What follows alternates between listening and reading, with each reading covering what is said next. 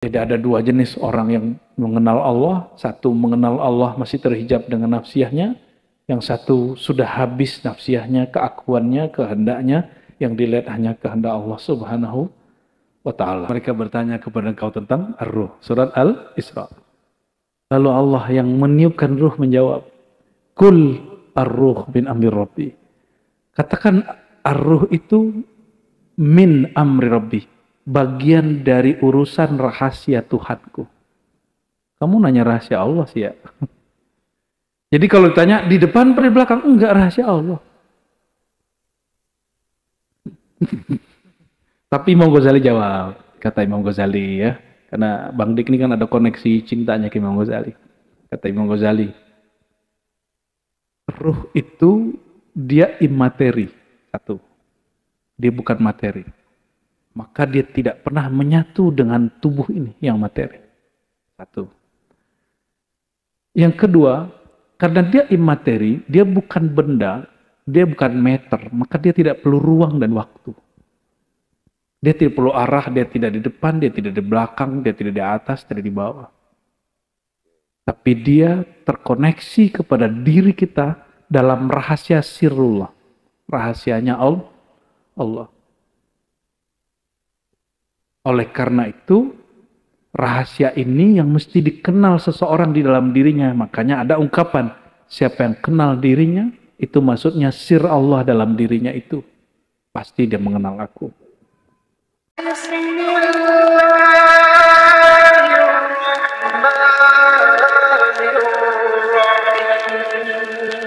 Assalamualaikum warahmatullahi wabarakatuh. Allah Maha Benar. Jadi jangan pernah sering menganggap kebetulan, kebenaran. Setiap kali kita mau ngaji di sini hujan turun tuh di hati saya spesial banget tempat ini, tanah yang diberkahi. Mungkin nampaknya engkau melihatnya becek ya, tapi kalau andai tidak terguyur hujan, dulu berdebu. Sekarang rumput-rumput sudah mulai tumbuh ya alhamdulillah, syukurillah. Dia melembutkan cuaca, melembutkan hati kita juga. Salam salawat kita panjatkan kepada Nabi besar kita, Nabi Muhammad sallallahu alaihi wasallam. Dia nabi, dia rasul, dia jenderal, dia gagah, dia seorang ayah, pedagang, apalagi ya. Apa aja ada di dia gitu loh. Jadi saya pernah bertanya kepada orang, Rasulullah gagah nggak? Gagah. Musuhnya kalau mau berperang takut nggak? Gemetar. Tapi apa yang kau kenal? Kegagahannya atau kelembutannya? Semua orang setuju kelembutannya. Semoga semua teman-teman majelis yang terlibat, Dodok dan teman-teman, terus tim Hadro dari Madinah Al-Badr Al-Madinah. Tepuk tangan buat beliau. Sudah main tadi ya, ntar main lagi ya di tengah ini. Kita akan mulai teman-teman di YouTube, silakan yang ingin bertanya, tapi sebelumnya kita ingin mendoakan guru kita, orang tua kita, sahabat kita. Lengkap juga nih beliau nih ya. Mudah-mudahan beliau ini sehat batinnya, sehat badannya, sehat pikirannya, diberikan keistiqomahan. Dan sayang sama kita semua itu penting ya. Melihat kesalahan saya pribadi, tetap melihat tulisan-tulisan Allah yang sudah diguratkan untuk seorang dik doang yang fakir ini. Kita angkat kedua tangan kita, rendahkan hati kita. Ya Allah, ya Rahman, ya Rahim, izin kami membaca Al-Fatihah sebagai mahar. Mahar membuka kolbu kita agar kita bisa menerima apa yang diajarkan oleh beliau. Panjangkan usia beliau ya Allah, dalam kebaikan dan kebajikan, termasuk keluarga dan anak-anaknya. Asyhadu an la ilaha illallah, asyhadu anna Muhammad Rasulullah. Al-Fatihah.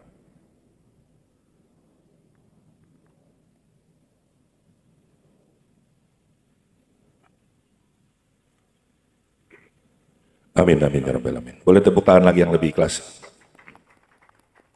Kalian nanti boleh bertanya ya. Langsung ke pertanyaan. Maka simak. Setiap kali saya duduk di sini banyak yang saya bawa pulang dan akan mengubah hidup saya. Yang tadinya sudah baik jauh lebih baik ya, lebih memiliki makna dunia. Assalamualaikum warahmatullahi wabarakatuh. Waalaikumsalam. Emang nggak semangat ya? Ya, lagi nggak semangat ya? Kita pakai zikir samania aja biar kenceng ya. Baik, alhamdulillahilladzi rafa'a ismahu fi buyutihi waj'al qulubana ya rabbana baitan min buyutika amin ya rabbal alamin. Amma ba'du, para abuya yang dihormati, para muallim dan semua jemaah yang diberkahi Allah, dan abangku Bang Dik, apa? Tampan permanen apa? Oh, ganteng permanen, beneran tuh. Bu, masih ini nggak Bu? Masih ganteng nggak? Udah kurang ya? Gantengan mana yang di pojok?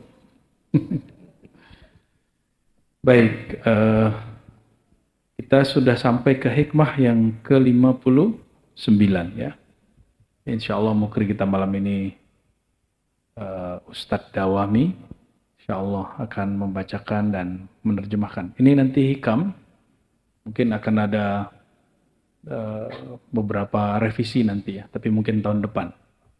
Habisin dulu yang ini, insya Allah ya.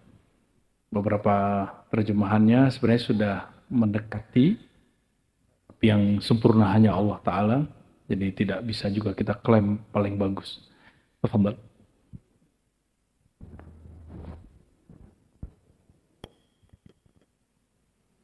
Bismillahirrahmanirrahim. بسندكم المتصل إلى الإمام ابن عطاء الله السكندري نفعنا الله به وبكم وبعلومه وبعلومكم في الدارين آمين. قال: لا تفرحك الطاعة لأنها برزت منك، وافرح بها لأنها برزت من الله إليك. قال تعالى: أعوذ بالله من الشيطان الرجيم، قل بفضل الله وبرحمته فبذلك فليفرحوا هو خير مما يجمعون. Artinya, janganlah kamu merasa bangga dengan ketaatan karena kamu mengira bahwa ketaatan itu berasal dari dirimu. Tetapi berbanggalah lantaran ketaatan itu dikaruniakan Allah kepadamu. Allah berfirman, katakanlah, wahai kekasihku Muhammad, berkat karunia dan rahmat Allah lah hendaknya mereka bergembira. Itu lebih baik daripada apa yang mereka kumpulkan. Baik, kita baca Al-Fatihah untuk Ibnu Athaillah Iskandari, Imam Abul Abbas Al-Mursi, dan juga gurunya Abul Hasan Syazili, Syekh Abdul Qadir Jilani. Al-Fatihah. Bismillah. Ya Nabi, ya Nabi.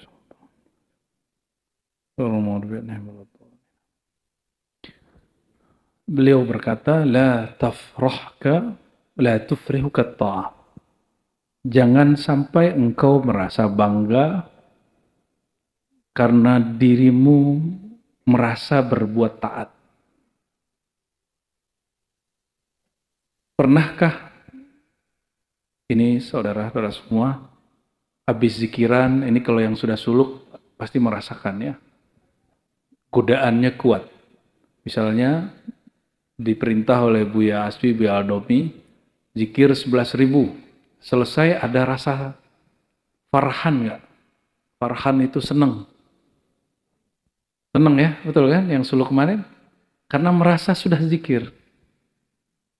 Wah, aku keren juga ya, bisa zikir. Bang Dik belum suluk sih ya. Suluk formal itu perlu Bang Dik. Perlu, nanti suluklah 10 hari ya. Jangan nunggu ini jadi, kapan jadinya? Ini 2 tahun mungkin baru jadi, kecuali ada ya. Kalau ada keajaiban Allah setahun jadi nih semua. Amin. Tapi kita nggak ngoyo-ngoyo bener ya. Atau bisa sholawat sehari 1000, terus merasa wah keren ya. Atau bisa zikir wirid asas 100, istighfar 100, dan merasa spesial. Karena kita sudah melakukannya. Gitu. Atau mohon maaf, pernahkah membantu satu yayasan, satu masjid, atau satu majelis dan merasa sudah membantu? Pernah nggak? Senang sudah membantu, betul nggak? Hati-hati, itu nanti jadi penyakit batin, penyakit psikologi. Ibnu Athaillah Iskandari ingin supaya kita sembuh dari penyakit itu. Maka beliau mengajak itu namanya nafsiyah. Apa arti nafsiyah? Ego. Aku seneng. Jadi kalau aku nggak seneng, aku nggak zikir. Kalau aku nggak seneng, aku nggak mau bantu orang. Gitu. Ya. Jadi harus habis akunya. Lebur keakuan kita, lebur ego kita. Di saat itu kita menyaksikan bahwa oh, kebaikan tadi yang aku perbuat itu bukan dari diri aku yang ini, tapi dari Allah yang menyebut dirinya Sang Maha Aku. Leburlah akunya kita, binasalah akunya kita. Yang betul-betul berjasa sebenarnya adalah Allah yang Maha Aku. Ya. Ini biar gampang Bang Dik. Jadi kata beliau, jangan kamu merasa senang karena taat itu engkau merasa engkau yang melakukannya. Tapi engkau boleh merasa senang berbuat taat karena engkau ketika kalau ngelukis seperti Bang Dik, paling juga 3 menit udah bosan. Nggak tahu ilmunya. Sama. Suluk itu diberi ilmu oleh guru, diajarkan ilmu oleh guru, melukis nama Allah dalam kolbu. Karena diberi tekniknya, dibimbing, nanti kecanduan ngelukis nama Allah di kolbu. Dan selesai Bang Dik ngelukis, ini contoh. Bang Dik ngelukis di rumah, Bang Dik ngelukis di rumah, di KJD apa di Goa.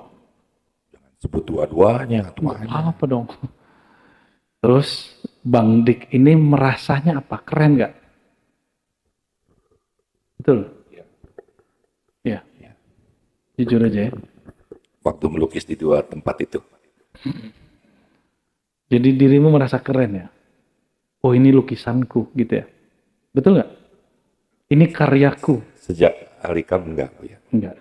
Tapi jujur masih begitu toh? Udah nggak berani, Bu ya? Iya, tapi masih ada toh. Aku maksain. Nggak usah jauh-jauh di kampus nih, di kampus. Bu ya, Alun ini kan Pak dosen.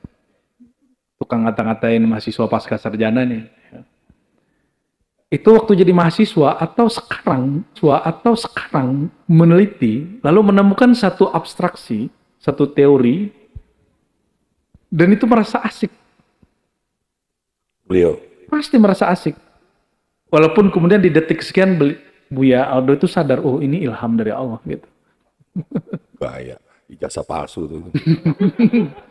Maksudnya apa? Dirimu ada masalah dengan Jokowi itu? Ya? Oh, betul. Kita tadi ngomongin itu, Bu ya. Lanjut, Bu ya. Oke. Jadi ciri-ciri orang masih di nafsiyahnya, masih di egonya, dia kagum dengan zikirnya, dia kagum dengan pengalaman rohaninya, kagum dengan mimpi-mimpinya, kagum dengan pengorbanan-pengorbanannya. Ini hati-hati. Maka di dalam Al-Quran, abis kita bersedekah, ya, intukhfuha, ya, jika engkau menyembunyikan, itu lebih baik. Fa ni'mahi, ya, khairul lakum, ya. Itu lebih baik bagimu. Itu bagi orang yang jika dia bersedekah, dia merasa dirinya yang bersedekah. Ini Imam Ghazali, kata Imam Ghazali, kalau ada orang pelit, boleh dipaksa oleh pemerintah.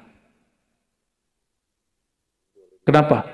Karena bersedekah, berzakat itu bukan lagi kewajiban orang berpunya, tapi kebutuhan dia. Cuma orang kaya ini dia nggak tahu kebutuhan dia. Maka untuk mengobati dirinya dia boleh dipaksa. Tapi itu Imam Ghazali, sebelum Imam Ghazali menulis kitab Ihya Ulumuddin ya. Tapi di Ulumuddin ternyata ada juga sipil-sipilan itu sedikit. Kayaknya belum mempertahankan itu. Terlepas dari itu, Bapak Ibu, saudara-saudariku, apapun jasa kita, tubuh ini milik siapa? Allah. Lidah ini siapa yang buat? Kalau kita dapat rezeki, siapa yang ngirim rezeki? Dari semua orang yang dapat rezeki, hanya beberapa orang yang ingin berbagi. Lalu siapa yang menggerakkan dirinya berbagi? Allah juga. Oleh karenanya, jika Bapak Ibu saudara-saudari sekalian, ada amal yang Allah berikan pada diri kita, jangan senang karena kita yang berbuat. Tapi senanglah karena itu cara Allah mengenalkan dirinya melalui kita. Nah, maka beliau mengatakan, li'annaha barazat minallahi ilaik. Sesungguhnya amalmu itu, taatmu itu adalah sesuatu cara Allah mengenalkan tentang dirinya kepadamu. Li'annaha, karena ketaatan itu barazat minallah. Dia muncul dari Allah. Allah lah yang memunculkannya. Qul bifadlillah wa birahmatihi fabidzalika falyafrahu. Atas dasar itulah orang-orang yang mengerti bab ini, dia tidak perlu selfie. Dan tidak perlu sharing bahwa dia sudah melakukan sesuatu kepada makhluknya. Kenapa? Karena dia merasa ini dari Allah, cukup Allah yang tahu. Dan jika ada makhluk Allah yang tahu, itu pun dengan izin dari Allah. Kira-kira begitu Bang Dik. Nah, jadi kalau kita lihat hari ini orang-orang, mohon maaf ya, bangga dengan wiridannya, bangga dengan tirakat-tirakatnya, tanpa disadari. Oh alhamdulillah saya sudah puasa Daud 3 tahun gitu. Saya sudah puasa Daud 3 tahun. Alhamdulillah saya sudah zikir sekian kali setiap hari. Saya. Nah ini coba lihat. Ini surat Ali Imran. Surat 3 ayat 157. Ada adab kalau menyebutkan kita beramal. Gimana adabnya? Kalimatnya seperti ini. Kul bifadlillahi wa rahmatihi fabidzalika falyafrahu. Alhamdulillah dengan izin Allah, dengan karunia Allah, saya bisa bersedekah. Itu boleh. Alhamdulillah dengan izin Allah, aku dapat berzikir. Alhamdulillah Allah mengizinkan aku menyebut namanya di dalam qalbuku. Jadi kalimatnya mesti ada passwordnya, ada keywordnya. Dengan izin Allah, dengan karunia Allah. Gimana dalam surah Ali Imran 157? Tolong diingat ya. Surah 3 157. Ini adab kalau kita menyebutkan sesuatu tentang amal dan karya kita sendiri.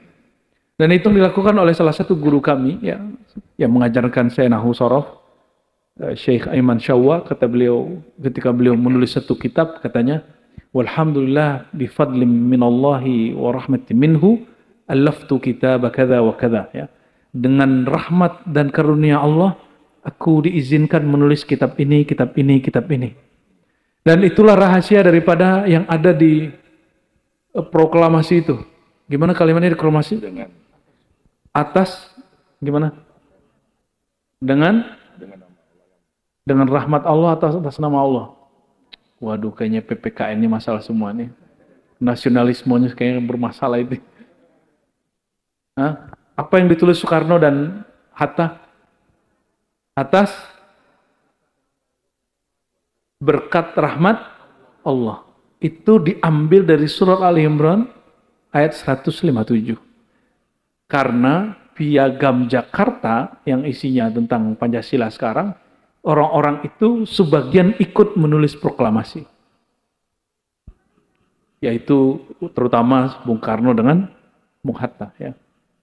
Jangan salah ya, Bung Karno itu dia belajar kepada Hos Cokroaminoto. Itu seorang ulama yang nyamar jadi pahlawan nasionalis. Dan kata Soekarno, cerminku adalah Cokroaminoto. Itu Rabitoh dalam ilmu tarekat. Rabitoh itu cara mengaitkan diri kepada Rasulullah melalui guru. Sedangkan Bung Hatta, Bang Dik, Bung Hatta itu lahir dari keluarga mursyid-mursyid tarekat Naqsyabandiyah di Payakumbuh, terutama wilayahnya Batu Hampar. Ya. Jadi dua-duanya punya basic kerohanian. Ya. Semoga dengan kalimat tadi negara kita Allah jaga. Amin ya rabbal alamin. Ingin nikmat Allah dilestarikan? Katakan bifadlillah, dengan karunia dari Allah, wa rahmatillah, dengan rahmat dari Allah. Jadi Bang Dik kalau betul tampannya permanen, harus mengatakan apa? Bukan begitu. Ikutin ayat ini dong. Dengan fadlullah, karunia dari Allah, dan kedua rahmat dari, rahmat itu artinya apa? Sayang. Jadi jika Bang Dik ini tampannya permanen, wajib mengatakan dengan karunia dan rahmat Allah, aku apa? Bentengnya gitu ya, permanen. Ah boleh. Insyaallah umur 70 juga masih oke. Baik, jadi teman-teman ada yang disebut dalam ilmu rohani al-farah. Al-farah itu atau farhan itu rasa senang ketika melakukan sesuatu. Perbedaan thariqah nafsiyah dengan thariqah ruhiyah, di thariqah nafsiyah orang akan merasa senang dengan kuantitas dan nge-share apa yang dia lakukan. Misalnya nih, wah aku ngantuk nih malam tadi zikir khataman 70.000 gitu. Ada kalimat begitu, berarti orang ini pasang status tapi offline. Pasang statusnya live. Betul nggak? Kalau pasang status di WA atau di Instagram itu kan ada gitu, alhamdulillah, gitu. Ya. Kalau ini langsung, aduh mataku ngantuk nih malam tadi, khataman zikir 11.000 kali 7. Dan itu terjadi Bang Dik. Selama suluk itu teman-teman ngalamin itu. Dan di pertengahan suluk mereka kemudian sadar, Allah angkat dirinya dari nafsiyah kepada ruhiyah. Nah, maka ciri-ciri orang sudah mulai masuk ke ruhiyah, kebahagiaannya bukan lagi pada kuantitas yang dilihat pada dirinya, tapi pada hakikat yang Allah berikan di balik dirinya itu. Ya, semoga Allah Ta'ala memberikan kebahagiaan itu. Dan itulah farhan yang hakiki, kebahagiaan yang hakiki yang sifatnya pada kualitas bukan kuantitas. Allahumma sholli ala sayyidina Muhammad. Ya, lanjut. Benar. Jadi intinya orang yang ria itu tidak melibatkan Allah ya, dalam apapun yang dia lakukan. Yang kedua, teman-teman, ada nggak sih di hati kalian, hati kecil yang paling terdalam?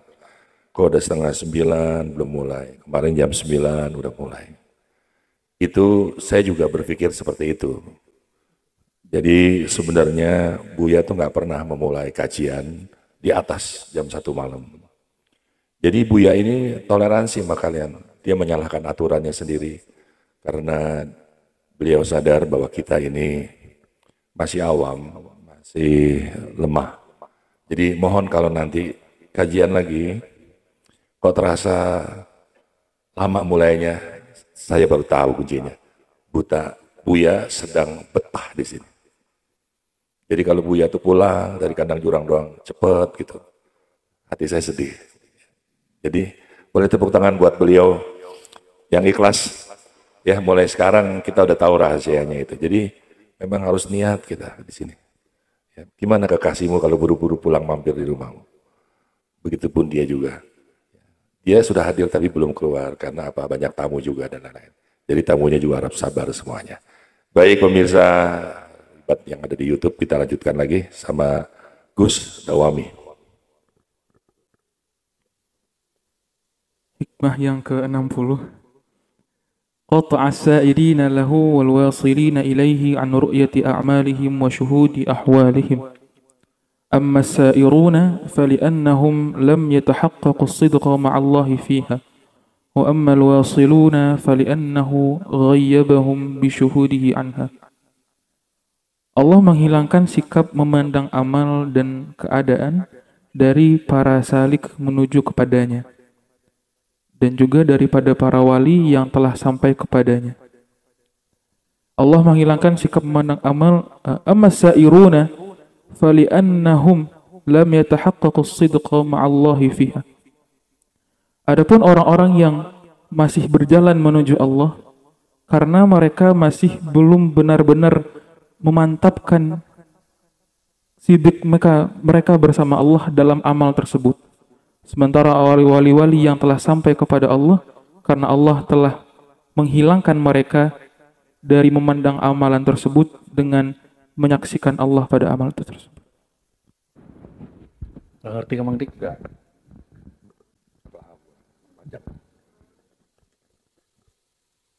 Semua kita ingin mengenal Allah nggak? Ingin merasakan hadir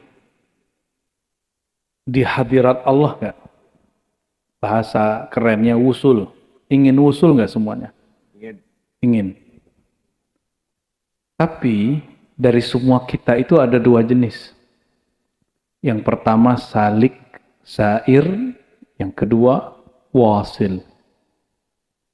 Salik, sair ini orang yang masih belum sampai tapi sudah jalan. Dia sudah mulai berjalan tapi belum sampai-sampai. Apa yang membuat tidak sampai? Allah itu kan tidak berada di satu tempat. Enggak, karena tempat itu makhluk, dia tidak berada di satu tempat. Tapi dia mengatakan kami lebih dekat daripada diri manusia itu sendiri. Lebih dekat kepada manusia daripada urat nadinya. Artinya dia lebih dekat kepada kita dari kita sendiri dekat kepada diri ini. Bang Dik, kalau saya tanya, Bang Dik yang sejati itu tubuh yang ini atau yang mana? Bingung nggak? Enggak kan? Itu yang saya mau tanya, Bu. Jadi kalau ada orang menghina Ar-Razi yang ini, Bang Dik yang ini, oh jelek loh gitu. Ya nggak apa-apa. Ini kan bukan diri kita yang sejati. Otak kita, akal kita kurang keren nih. Terus orang bilang bodoh lu, ijazah lu palsu gitu. Ketika ada orang mengatakan begitu, dia sedang menghina diri ini yang zahir atau diri kita yang sejati. Yang zahir. Dan itu kan fana. Mohon maaf Bang Dik. Bang Dik waktu kecil itu tulangnya tulang yang ini, dagingnya daging yang ini, atau sudah beda daging ini? Itu kan nggak ngerti biologi juga dia. Emang ini daging yang waktu kecil dulu ini? Nggak kenyal. Jadi sebenarnya tubuh ini bukan tubuh yang kecil dulu. Bukan. Coba yang dulu lahir, tulang kita kecil, tubuh kita kecil. Jadi tubuh kita yang hari ini itu sudah sekian kali mati dan Allah hidupkan, mati Allah hidupkan, mati Allah hidupkan. Makanya tulangnya dipanjang ini kan. Dimatiin, dihidupkan, matiin, dihidupkan, begitu terus. Jadi ini mohon maaf, daging yang ini hari ini bukan daging yang dulu lahir itu. Kenapa? Inilah tabiat tubuh yang zahir, dia fana. Orang mencaci kita hari ini, besok tubuh kita mungkin bukan tubuh yang ini lagi. Gimana? Mulai connect? Jadi jika ada orang menghina aku ini kan cuma aku yang berubah-ubah itu. Ya mungkin karena si aku yang zahir ini dia tidak permanen. Orang hina, apalagi cuma ijazah. Saya malah berharap mantan presiden kita tuh gak usah ngelaporin lah. Karena yang mereka hina itu bukan kesejatiannya dia. Baru wali beneran tuh. Kita tunggu semoga presiden yang sekarang dihujat siapapun, dihujat Rocky Gerung misalnya. Anggap saja Rocky Gerung itu mengkritisi dan nasihati, kan? Perspektif aja itu. Kita anggap orang yang menghujat kita itu sedang ngasih tahu dan beri pelajaran buat kita, aman nggak? Mungkin, mohon maaf, pemimpin itu kan mohon maaf. Orang dekat dia dua aja, yang benar-benar bantu dia atau penjilat. Betul nggak? Dan yang tahu kesalahan pemimpin itu, sering itu oposisi dan musuhnya sendiri. Maka saya sampaikan Al-Fakir, sampaikan kepada para pemimpin negeri atau siapapun yang jadi pemimpin di tempatnya, jangan marah kalau ada orang mengkritisi kita atau menghina kita. Kenapa? Karena mungkin orang dekat kita nggak ada yang berani nyampein. Lalu Allah menjadikan lisan orang yang kata-katanya kasar, yang memusuhi, untuk kita kemudian melihat, oh ada sesuatu yang harus kamu perbaiki. Barangkali begitu. Ya, kembali ke sini. Jadi mengenal Allah itu tidak mesti lewat suluk yang formal. Ada suluk yang tidak formal. Kalau oleh Imam Bahauddin disebut dan Naqsyabandi ya, al-khalwah al-khalwat dar'ad juman atau al-khalwah fil jalwah kata Imam Ghazali. Berkhalwat dalam keramaian. Apa artinya? Tetap memandang pergerakan Allah, peran Allah dalam keramaian makhluk. Tetap merasakan ruh kita ini dekat kepada Allah yang maha dekat, meskipun zahir kita sedang bersama makhluk. Karena yang bersama makhluk ini bukan yang sejati. Yang sejati itu sedang dekat dengan Allah yang maha sejati. Oleh karenanya, Bapak Ibu, saudara-saudari yang bukan Allah, jangan terlalu sedih kalau ada yang unlike kita, dislike kita ya. Menghina, biasa aja. Itu cara Allah mengingatkan dengan cara yang mungkin jalaliyah. Maka bersyukurlah kalau punya sahabat ngasih tahu kekurangan kita dengan cara yang lembut. Dengan cara yang baik. Itu mesti bersyukur. Ya. Dan guru-guru itu, buya-buya ini gak selalu jalal loh. Seringnya jamal. Ya Bu ya. Biaswi, Bialdomi ini. Seringnya jamaliyah. Seringnya agak lembut. Bahasanya agak sedikit dihalus-halusin. Kecuali Buya Asfi lagi ini. Kepercik nur jalaliyah Allah. Wah itu nggak ada yang berani curhat sama Buya Asfi. Ya. Terus orang-orang yang mengenal Allah itu mereka menyaksikan syuhud. Bahasa Arabnya Bang Dik, syuhud, menyaksikan peran Allah.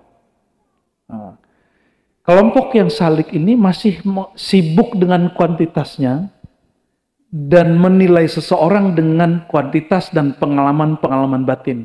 Warna-warna aura, prana-prana, apalagi titik-titik latifah kalau dalam thariqah ya. Oh, warna auranya begini gitu. Kalau di thariqah tuh lain, warna latifah. Itu hampir-hampir sama, walaupun dia beda. Masih sibuk dengan memandang itu. Ya. Dia harus kemudian menyaksikan yang lebih tinggi dari itu, yaitu menyaksikan Allah. Maka disebutkan oleh beliau, adapun syair ini lam yatahaqqaqu sidqa ma'allah fiha. Mereka belum betul-betul masuk kepada bab hakikat bersama Allah. Belum memandang bahwa sebenarnya yang hakiki itu yang dari Allah Subhanahu wa taala. Ammal wasilun, adapun orang yang sudah sampai, yang usul, yang kalau terjemahan tadi wali Allah ya. Ghayyabahum bisyuhudihi anha. Mereka itu Allah hilangkan perasaan merasa diri beramalnya. Yang mereka lihat hanya Allah Subhanahu wa ta'ala. Kita kan sering dengar orang mengatakan la fa'ila illallah, tiada yang berbuat kecuali Allah, la haula wala quwwata illa billah. Tapi kebanyakan masih sibuk dengan angkanya, bukan sibuk dengan maknanya. Maka saya mengajak nih, kalau teman-teman zikir, coba kalau zikir la ilaha illallah itu dimaknai la fa'ila illallah. Dalam hati katakan tiada yang betul-betul berbuat kecuali Allah Subhanahu wa ta'ala. Atau diturunkan kalimatnya la qadira illallah, tiada yang betul-betul berkuasa kecuali Allah. La murida illallah, tiada yang betul-betul berkehendak kecuali Allah. Berarti harus habis kudrat iradat kita dalam kudrat iradat Allah. Nah ini mohon maaf, sering merasa begini nggak? Kita mau sesuatu, Allah mentakdirkan lain. Sering begitu nggak? Masih sering begitu? Serius? Berarti masih wasil salik. Kalau ingin jadi wasil, orang yang usul, mau ingin usul nggak? Ingin jadi kekasih Allah nggak? Ingin. Mudah kok. Mudah. Gimana caranya? Kalau tadi, apa yang terjadi? Yang terasa? Masih ada kehendak kita dalam kehendak Allah. Coba, kalau ingin jadi kekasih Allah, leburkan semua kehendak kita, yang ada hanya kehendak Allah. Baru orang hidupnya ridho, happy. Kenapa ada orang mengeluh, keluh kesah? Tahu keluh kesah? Kalau orang lagi dunia kerja ngomong gini, Aku yang kerja, aku yang capek, tapi kok dia yang dapat? Aku yang punya ide. Aku yang punya ide. Ini mohon maaf, kita punya kawan, tapi udah senior. Dia bikin satu konsep, dipresentasiin bagus, tapi konsep itu diambil sama temannya, dijual di tempat lain, dan lolos. Di tempat dia nggak diterima. Karena dia tahu fakta itu, dia ngerasa, wow, punyaku diambil, ideku diambil. Dia ngerasa, ideku diambil. Stroke langsung. Dia mengeluh, dia panik. Kenapa? Karena merasa idenya diambil. Mohon maaf Bang Dik, kalau ada satu pikiran kita tentang satu, siapa yang ngirim pikiran itu? Ini kalau nggak percaya ada ilham ya. Percaya ada ilham nggak? Ilham itu turun detik per detik, setiap saat. Namun para aulia Allah, dia bisa menangkap itu. Ada yang turun ke akal, dia jadi ide. Ada yang turun ke rohani, dia menjadi rasa dan ma'rifat. Ada yang turun ke kolbu, dia jadi zikir. Tiba-tiba Bang Dik malam tadi, misalnya lagi duduk-duduk di mana, terus punya ide. Apakah dari pohon-pohon bambu itu datangnya? Enggak. Siapa yang ngirim? Allah, tapi jatuhnya ke sini. Itu sebenarnya sama dengan ilham para aulia Allah. Bahkan itu adalah basic dari wahyu-wahyu para nabi. Bedanya para nabi, para aulia Allah, mereka punya cara untuk menangkap itu semua. Kalau kita kan perlu konsentrasi dulu gimana gitu ya. Kalau mereka nggak perlu. Nabi itu kapanpun dapat menangkap. Tapi khusus mengenai persoalan wahyu syariat yang berat, maka beliau kadang-kadang menggigil gitu ya. Kembali ke bab ini, jadi ada dua jenis orang yang mengenal Allah. Satu mengenal Allah masih terhijab dengan nafsiyahnya. Yang satu sudah habis nafsiyahnya, keakuannya, kehendaknya. Yang dilihat hanya kehendak Allah subhanahu wa ta'ala. Ya. Nah, terakhir nih, ini Buya Yunal nggak ada ya. Ini Buya Yunal itu umroh. Dan dia lihat orang nafsu, sikut-sikutan mau cium Hajar Aswad. Bang Ding lihat gitu nggak? Kita kasih pertanyaan ke banyak orang di banyak tempat dan pertanyaannya, jawabannya beragam. Lebih lebih afdol Bang Dik sebagai manusia atau Hajar Aswad? Harusnya Bang Dik. Serius? Emang dirimu lebih afdol dari Hajar Aswad? Ini pertanyaan benar tapi jebakan. Maka pertanyaannya tadi apa? Bang Dik sebagai manusia. Ya lebih mulia kan khalifah. Oh, ngeri kali itu. Tapi Bang Dik sebagai pendosa?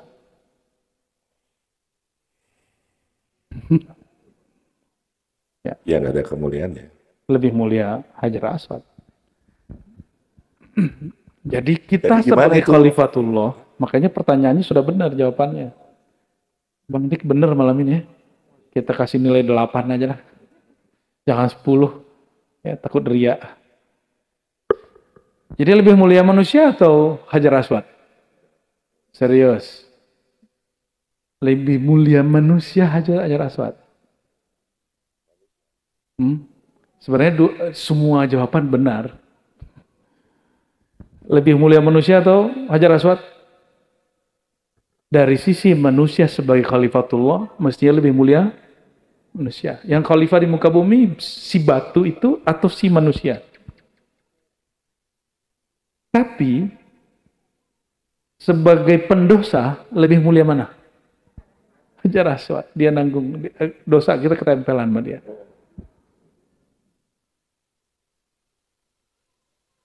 Coba perhatiin, ya. Orang-orang yang kemudian tawaf di sana dan dia sikut-sikutan. Apa yang dipikirkan coba? Kenapa mereka terlalu bernafsu mencuri Hajar Aswad padahal sebagai khalifatullah lebih mulia dia daripada Hajar Aswad? Jawabannya yang kedua. Berarti mereka sebenarnya itu dia. Karena itu sifat nafsiyah dan pendosa, melihat Hajar Aswad berpikir bisa kemudian menyerap dosanya, maka mereka sikut-sikutan ke situ. Jangankan Hajar Aswad, kolbu kita disebut Baitullah, Bang Dik. Kolbul mu'min, Baitullah. Kolbu orang beriman, Baitullah. Berarti di kolbu kita juga ada Hajar Aswadnya, tapi bukan Hajar Aswad yang itu. Yang bisa kemudian menetralkan semua dosa. Nah, silakan ditemukan itu. Itu ajaran Imam Ghazali dalam kitab Mishkatul Anwar yang kemudian dituduh oleh Ibnu Taimiyah bahwa Al-Ghazali seorang kebatinan. Tidak, Ibnu Taimiyah nggak paham epistemologi Ghazali. Ya, Ghazali nggak bermaksud seperti itu. Ya. Allahumma sholli ala Muhammad. Oke, itu dulu. Masya Allah, subhanallah, alhamdulillah, wa la ilaha illallah, Allahu akbar.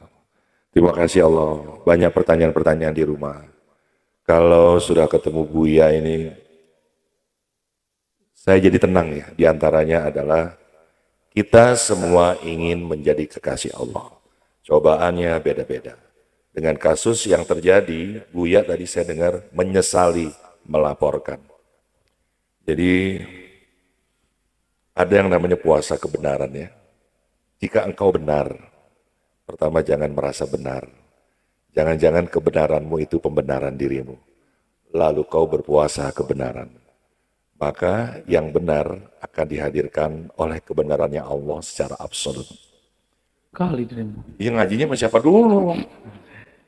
Iya kemarin dia melaporkan itu. Saya kecewa atau tekanan politik atau kegaduhan. Tapi apakah saya hanya menilai apakah engkau lupa bahwa engkau wali besar dengan ujian yang juga jauh lebih besar? Ya, gak usah kecewa Bang Dik. Itu kan ide kita aja. Kita nggak boleh maksa dia juga. Lagi diomongin kan. Kebenarannya ada di teman-teman semua. Jadi gini, saya mau ngomong bahwa kalau hari ini engkau sedang diuji, jangan lupa kita ini semua ingin jadi kekasih Allah. Jadi kita tidak akan buruk kalau diperburuk oleh tetangga kita, saudara kita. Tidak akan dijatuhkan oleh manusia gitu kali ya. Iya, iya. Jadi terima kasih Buya. Ya sebentar. Okay. Ternyata fenomena ijazah palsu itu juga terjadi tuduhannya kepada mursyid-mursyid. Buya, Adomi. Jadi salah satu mursyid saya masih hidup. Itu ada di sini nggak Buya? Oh nggak di sini. Mursyid kita di Sumatera Barat ya. Makanya saya ajak setiap Ramadan suluk ke Payakumbuh biar teman-teman jumpa dengan guru-guru saya yang masih hidup. Biar nyaksiin bahwa yang saya ajarkan itu nggak ada yang baru. Yang saya ajarkan itu semuanya restu dari mereka. Ya. Jadi salah satu guru kita itu sampai hari ini dari tahun 90 berapa diisukan dia tidak punya ijazah sebagai mursyid. Jadi dalam tradisi thariqah Bang Dik, yang boleh mimpin suluk, talqin zikir, baiat thariqah itu hanya orang yang dapat ijazah dari guru sebelumnya. Tapi guru kita ini disembunyikan ijazahnya. Dan waktu kita tanya jawabannya apa? Biarin aja orang pusing mikirin ijazah kita katanya. Bahkan dia ketika disuruh, kamu suluk lagi itu sama si Anu. Dan betul Bang Dik, dia suluk ke orang itu.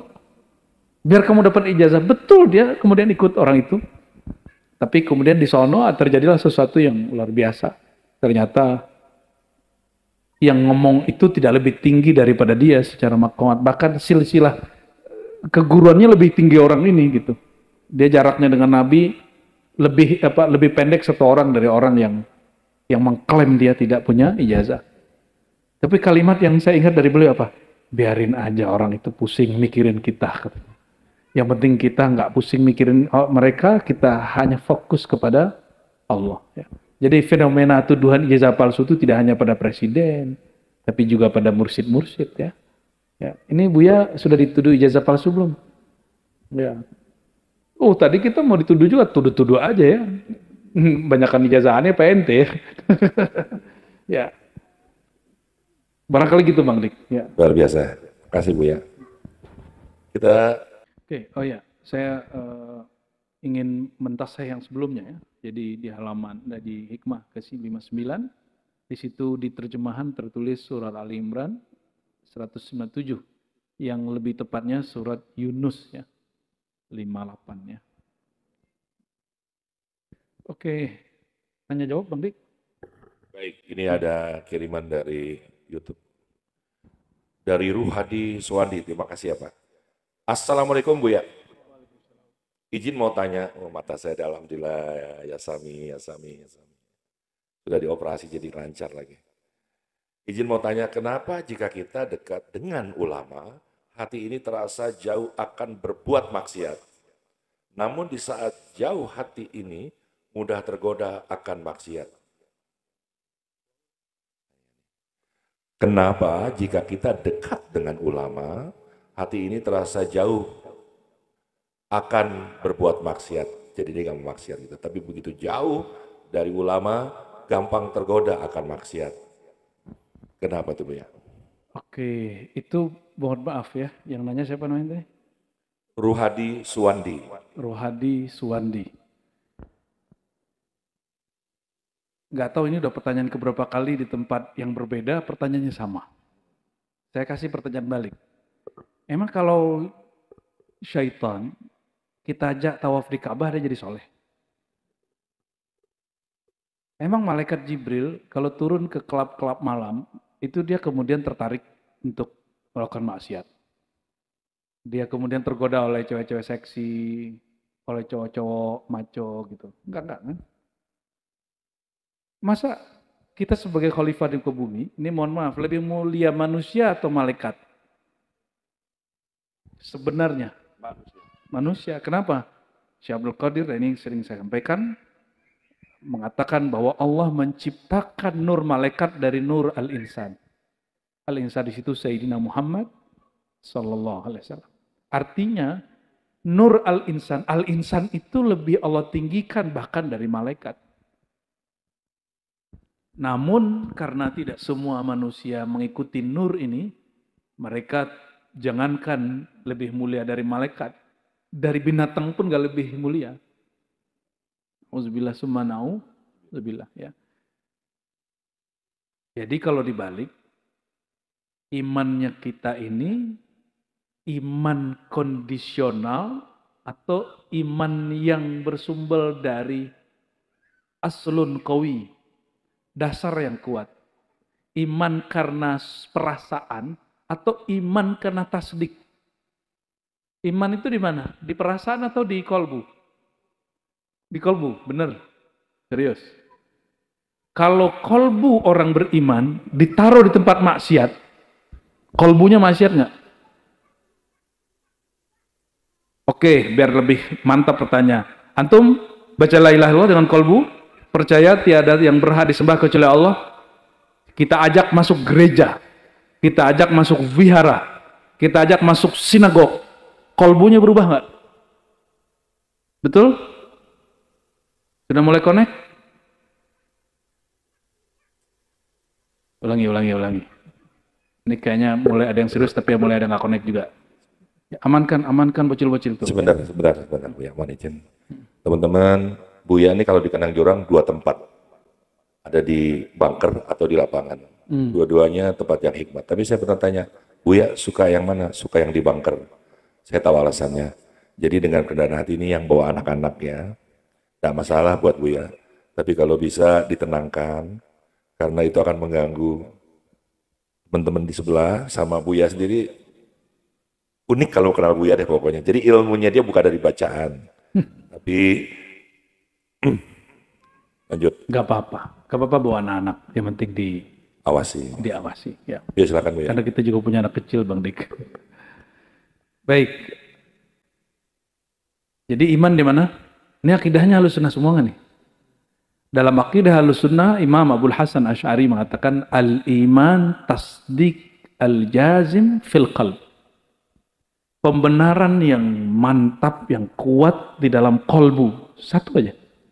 Jadi iman dalam Ahlussunnah itu kolbu aja.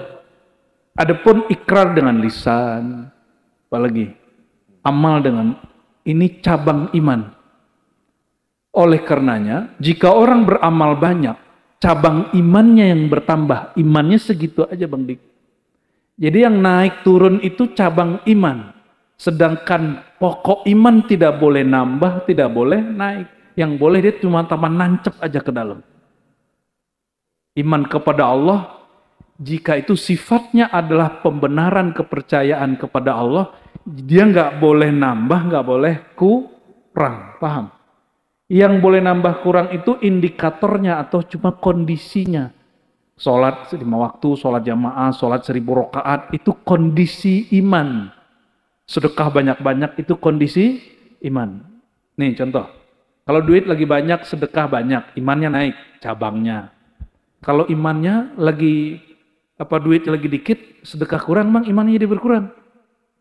Iya berkurang, tapi cuma cabangnya. Tapi pokok imannya tidak boleh berkurang. Atas dasar itulah Sayyidina Muhammad SAW mengatakan, At-ta'im as-sabir, orang yang makan, At-ta'im as-syakir, orang yang makan, minum, tidak puasa, tapi bersyukur, itu setara dengan orang yang tidak makan, dia berpuasa, sabar. Kenapa? Yang dipandang Allah bukan amalnya, tapi yang dipandang Allah, kolbunya. Sudah mulai connect? Oke. Kolbunya percaya kepada Allah, hanya menyembah Allah. Kalau saya ajak ke Vatikan, imannya terganggu nggak?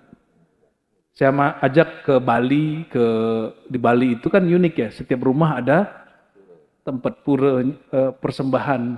Apa itu pagi-pagi biasanya mereka ada sembahyang lah sesajen. Itu antum melihat begitu, iman di kolbunya terganggu? Enggak. Jadi kalau benar kita ini kolbunya percaya mutlak kepada Allah, mau ada angin topan, mau apa, mau tsunami, mau pandemi lagi datang 1000 kali lipat, mau dibawa ke rumah ibadah manapun, kolbunya nggak terganggu. Bahkan orang maksiat 1000 kali pun kalau betul kolbunya ancep, itu imannya nggak copot. Yang copot cuma cabangnya. Maka dalam hadis Nabi, iman itu hilang saat orang maksiat, itu hilang cabangnya, kalau pokoknya nggak hilang. Kenapa? Karena iman sekali masuk, dia nggak pernah keluar. Jadi, saudara Ruwandi, perkuat pengenalan kepada Allah, sehingga akar di kolbunya tambah kuat. Itu yang diperkuat. Maka apapun mau jauh dari ulama, mau deket ke ulama nggak ngefek. Maka saya sering kasih pertanyaan Bang Dik, mohon maaf kepada akhwat yang berhijab. Lebih seksi yang buka aurat atau yang bercadar atau yang berhijab? Wah susah kalau ditanya sekarang, saya lebih suka yang berjilbab ya. Tuh kan, berarti dirimu bermaksiat melihat orang berhijab dong. Kalau ngeliat orang seksi, rok pendek, dia biasa aja. Udah biasa lihat katanya. Bukan begitu Bu ya. Iya itu contoh. Bahwa maksiat itu bukan masalah yang objek depan kita, tapi perspektif kita yang harus kita benerin. Maka jika kita bermaksiat, kita nggak menyalahkan objek di depan. Mata kita yang nakal. Kenapa kemudian cewek seksi depan yang disalahin gitu? Kamu yang jahat, orang lain yang dituduh. Itu kan cewek di situ. Itu kebencian, bukan kebencian kemurkaan Allah kepada orang. Dia yang salah, tapi dia selalu mengalamatkan ini karena Syanu, ini karena Syanu. Nah, jangan sampai saudara Ruwandi terjebak di situ. Kamu bisa baik karena dekat orang baik, dan kamu menyalahkan orang jahat karena dekat orang jahat. Kapan nyalahin diri sendiri? Saya maksiat karena saya milih maksiat itu. Saya taat karena saya milih taat itu, bukan karena di depan saya ada orang soleh. Oleh karena itu, mohon maaf, di pesantren ada pencabulan nggak? Ada. Mohon maaf, lagi tawaf ada orang nakal nggak nyenggol ibu-ibu laki-laki? Ada. Memanfaatkan senggol gitu kan? Ya. Itu tempat suci loh.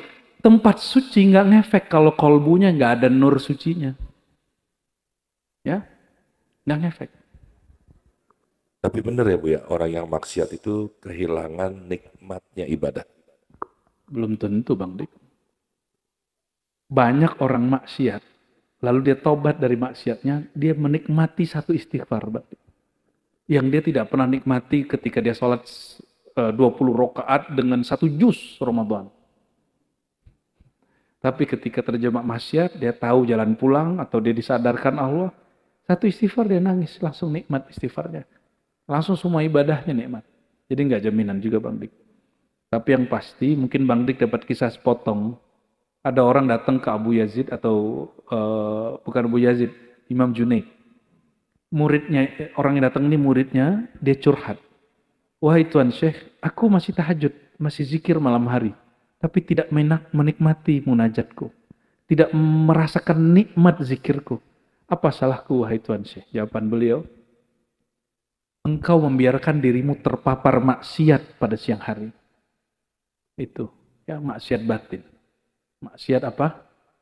Maksiat batin. Jadi, ini adab. Bukan berarti pertanyaan saya tadi, antum kemudian, ya udah kalau gitu gua di klub malam aja duduk gitu ya. Emang ente selamat. Emang mohon maaf, iman yang ada di kolbunya itu sudah permanen. Jangan-jangan masih ahwal ya. Belum makomat. Salah satu kewajiban kita kalau melihat suatu kemungkaran, minimal falughayyir biqalbi. Ingkari dengan kolbu. Katakan, ya Allah, aku tidak suka itu. Ya Allah, ini mungkar. Katakan begitu, ya. Jadi kalau kita di tempat yang maksiat, jangan kemudian semuanya perbuatan Allah, gitu. Ya itu nggak pada tempatnya mengatakan itu. Ada adabnya mengatakan bahwa segala sesuatu perbuatan Allah Subhanahu Wa Taala. Gitu ya, wallahu a'lam bishawab. Ya, semoga dipahami ya Pak Surwadi. Ini dalam rangka Hari Nasional 2 Mei, hari Jumat kemarin saya pilih pertanyaan ini buat Buya. Assalamualaikum Buya Arazi, nama saya Rumil dari Brebes. Ya. Saya mau bertanya bagaimanakah cara mengenalkan Allah dengan anak-anak kita? Urusannya dengan Hari Nasional. Baik, pertanyaan berikut. Iya gimana? Ya udah aku jawab Bang Dik. Anak-anak itu daya tangkap visual apa bahasanya? Visual imajinatif. Mungkin tolong diluruskan istilahnya Buya Aldo. Ini istilah Pak Dokter ini. Jadi dia harus lihat dan dia harus ada gambarannya. Jadi anak-anak,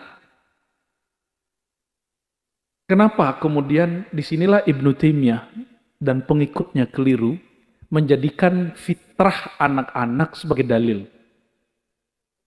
Padahal fitrahnya itu belum tentu fitrah. Jadi apa kata Ibnu Taimiyah? Apa bukti Allah itu di langit? Tanyalah anak-anak, di mana Tuhan? Dan semua anak-anak mengatakan, di atas gitu Bang Dik. Itu konyol nggak? Menanyakan persoalan usuluddin pokok agama ke bocah yang belum ngerti apa-apa. Alasannya berdalil bertanya kepada orang yang punya fitrah yang suci. Emang si anak itu fitrahnya suci? Itu namanya konyol ente bertanya kepada yang nggak mengerti. Ini anak belum mengerti. Emang fitrah anak-anak kita tanya. Pasti beda-beda. Kalau anaknya Buya Asfi, Tuhannya sudah nggak di atas. Sudah hafal Aqidatul Awam kan ya. Nah, di sini kita menyampaikan bahwa fitrah bukan dalil. Inilah bid'ahnya Ibnu Taimiyah. Dan dia bertobat di akhir hayatnya. Ya. Bid'ahnya imamnya Salafi itu menjadikan fitrah sebagai dalil. Fitrah anak-anak lagi. Kalau fitrah ulama sih nggak apa-apa. Kalau fitrah anak-anak masalahnya Bu ya. Kalau mau tanya fitrah, tanya baby aja bayi. Bayi gitu. Ya Bu ya. Di mana Allah? Gitu. Meributkan Allah bertempat. Allah yang kita ributkan dia nggak perlu tempat kok. Nggak usah jauh-jauh ya. Ruh Bang Dik di mana Bang Dik? Di tangan, di kaki, atau nyatu dengan badan? Dia gak jauh-jauh, tapi dia tidak juga. Bilang aja nggak tahu. Ini ada ustadz nih mu'alaf. Apa kata dia? Kalau orang potong tangan jarinya, tuh rohnya juga potong. Nah ini akibat ente mu'alaf ngaji aja dulu nyantri. Jangan jadi ustadz dulu deh. Kalau mau podcast tentang kemu'alafannya, jangan ngomong akidah. Ini kepada siapapun yang mu'alaf. Ya. Ini wilayah agama. Ini wilayah halal haram, boleh tidak boleh, hak dan batil. Ini ada sekolahnya, ada wilayahnya, ada ulamanya, ada ahlinya. Jadi kita berharap kalau mu'alaf-mu'alaf itu ingin bela agama, Bela dengan cara mu'alafnya, jangan kemudian bicara yang bukan wilayah ente. Jangan bicara wilayah akidah atau wilayah halal haram. Ya. Jadi ulang pertanyaan. Ya, jadi di mana ruh itu? Tunggu dulu. Kamera roll and action. Oke. Buya, ini tubuh. Oke. Ini ruh. Ruh ini di dalam tubuh atau ruh di sekitar tubuh. Di mana sebenarnya tubuh? Ruh itu di dalam jasad kita. Oke. Mau jawabannya? Yas'alunaka 'anir ruh. Mereka bertanya kepada engkau tentang ar-ruh. Surat Al-Isra. Lalu Allah yang meniupkan ruh menjawab, Kul ar-ruh min amri Rabbi. Katakan ar-ruh itu min amri Rabbi. Bagian dari urusan rahasia Tuhanku. Kamu nanya rahasia Allah sih ya. Jadi kalau ditanya di depan atau di belakang, enggak, rahasia Allah. Tapi Imam Ghazali jawab, kata Imam Ghazali ya. Karena Bang Dik ini kan ada koneksi cintanya ke Imam Ghazali. Kata Imam Ghazali, ruh itu dia imateri, satu. Dia bukan materi. Maka dia tidak pernah menyatu dengan tubuh ini yang materi. Satu.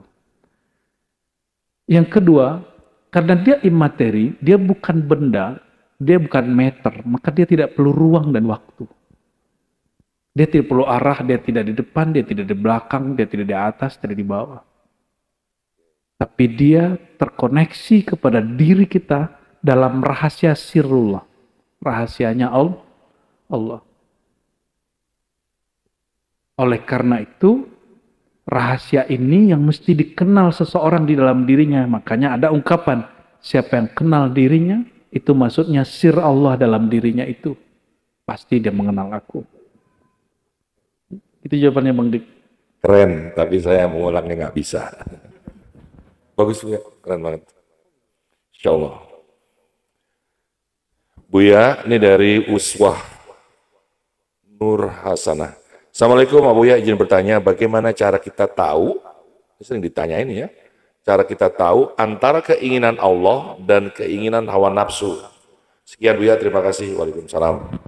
Keinginan Allah, keinginan diri, ego. Ya. Keinginan Allah itu yang disebut walladzi anzalas sakinata fi qulubihim. Maka siapapun yang mengikutinya pasti turun sakinah, rasa damai. Jadi coba perhatikan. Kalau kita mengikuti keinginan kita, walaupun zahirnya taat, mohon maaf, yang pergi umroh, pergi haji, pergi ziarah ke Nabawi. Kita kalau sudah masuk Raudhah sekali, cukuplah. Ya. Ada orang ribuan antri seluruh dunia. Kalau kita mengikuti nafsu, aku masih rindu, aku belum puas dengan Rasulullah. Aku gitu ya. Aku jijik dengan kamu gitu. Aku belum puas. Itu nafsu bukan? Aku masih rindu, perasaanku belum puas. Itu semua nafsu. Itu yang bikin orang sikut-sikutan di Hajar Aswad. Dan betapa hebatnya Allah. Seperti yang kami sampaikan tadi. Itu banyak orang berbaju ihram, tapi batinnya syaitan. Di saat itu. Batinnya hewan. Di saat itu. Dan kita lihat lagi tawaf. Sikut orang. Ya. Ada yang ngomong kasar. Ya. Ya. Ada yang grup ibu-ibu, mak-mak orang Indonesia, Masya Allah, pakai bahasa Inggrisan lagi. Tiba-tiba masuk dari pintu yang gak jelas, dia terobos. Orang lagi tawaf, dia terobos. Orang tawaf begini, dia terobosin. Pakai bahasa Inggris-Inggrisan ala Indonesiaan. Ya salah. Jadi tawaf itu sebenarnya, kita kan tawaf ke Ka'bah. Karena tubuh ini bertawaf ke Ka'bah, dia sebenarnya imitasi daripada tawafnya cahaya kepada zatnya cahaya. Sebagaimana cahaya-cahaya itu kemudian dia pancaran dari zat cahaya itu sendiri, zat cahaya itu juga bertawaf kepada hembusan roh dari Allah Subhanahu wa Ta'ala. Nah, maka jangan nodai dengan keinginan nafsu tadi, ya. Jadi perhatiin Jika ada kedamaian dalam dirinya, bukan kesenangannya, tapi kedamaian. Berarti itu dari keinginan Allah. Tapi jika itu ada kesenangan, ada keakuan yang senang di situ, itu berarti bukan dari Allah, tapi dari nafsu kita. Ya, aku tidak senang, aku tidak suka, itu sering begitu. Ya, yang sering ngomong begitu ya orang yang terlalu kolbunya terlalu, bukan terlalu, jiwanya terlalu feminim walaupun dia laki-laki. Perempuan kan ada juga yang maskulin walaupun dia perempuan kan. Ya. Nah, ibu-ibu ini, bapak-bapak ini mulai akan hidupnya senang, bahagia kalau ngomong ini. Kita ikuti jalan takdirnya Allah. Sesuaikan diri kita dengan kehendak Allah. Jangan minta Allah menyesuaikan dirinya dengan kita. Nah, selama ini yang terjadi apa? Kita meminta Allah menyesuaikan kehendaknya dengan kehendak kita, betul nggak? Itu yang disebut nafsiyah ego. Ya Allah, aku bukan maunya begini, kok kenapa kamu maunya begitu? Mohon maaf, sama, antum berguru juga begitu. Kita berharap guru itu ngikutin kemauan kita. Yang lagi suluk tuh ya kemarin. Atau yang datang-datang sowan-sowan ke guru. Nah, ada adabnya. Leburkan kemauanmu dalam kemauan guru. Apalagi kalau sudah pernah belajar torikot apa lain, pengen suluk ke Buya Aldomi, ya, wah tuh repot tuh ngurusin itu. Karena dia, di guru saya yang lama nggak begitu, Buya. Nah, dia belum meleburkan konsep dia, keinginan dia, kemauan dia kepada ajaran gurunya. Susah ngajak orang begitu. Kalau kepada guru saja susah, apalagi ngajak kepada Allah Subhanahu wa taala, pasti gelisah. Ya.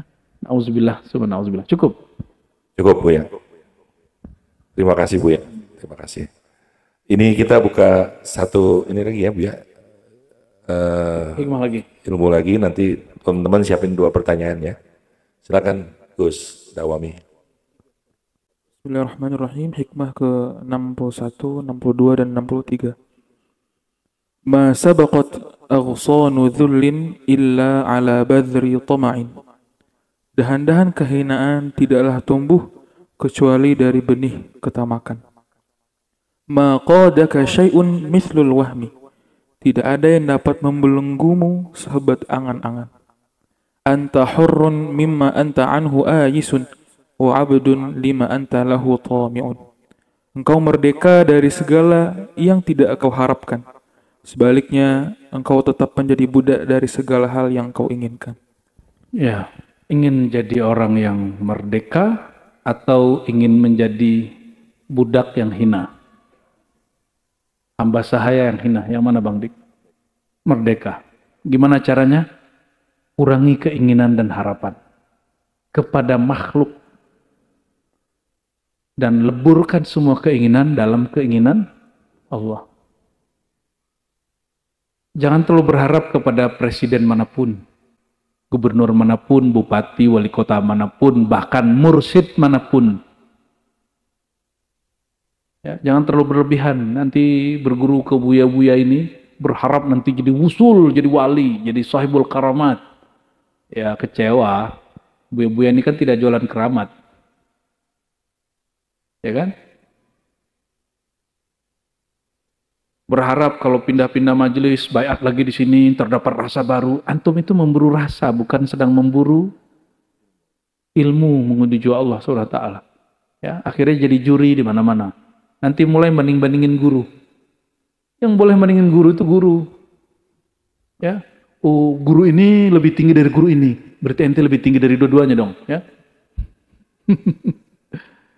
Maka beliau ini luar biasa. Kehinaan muncul dari ketamaan.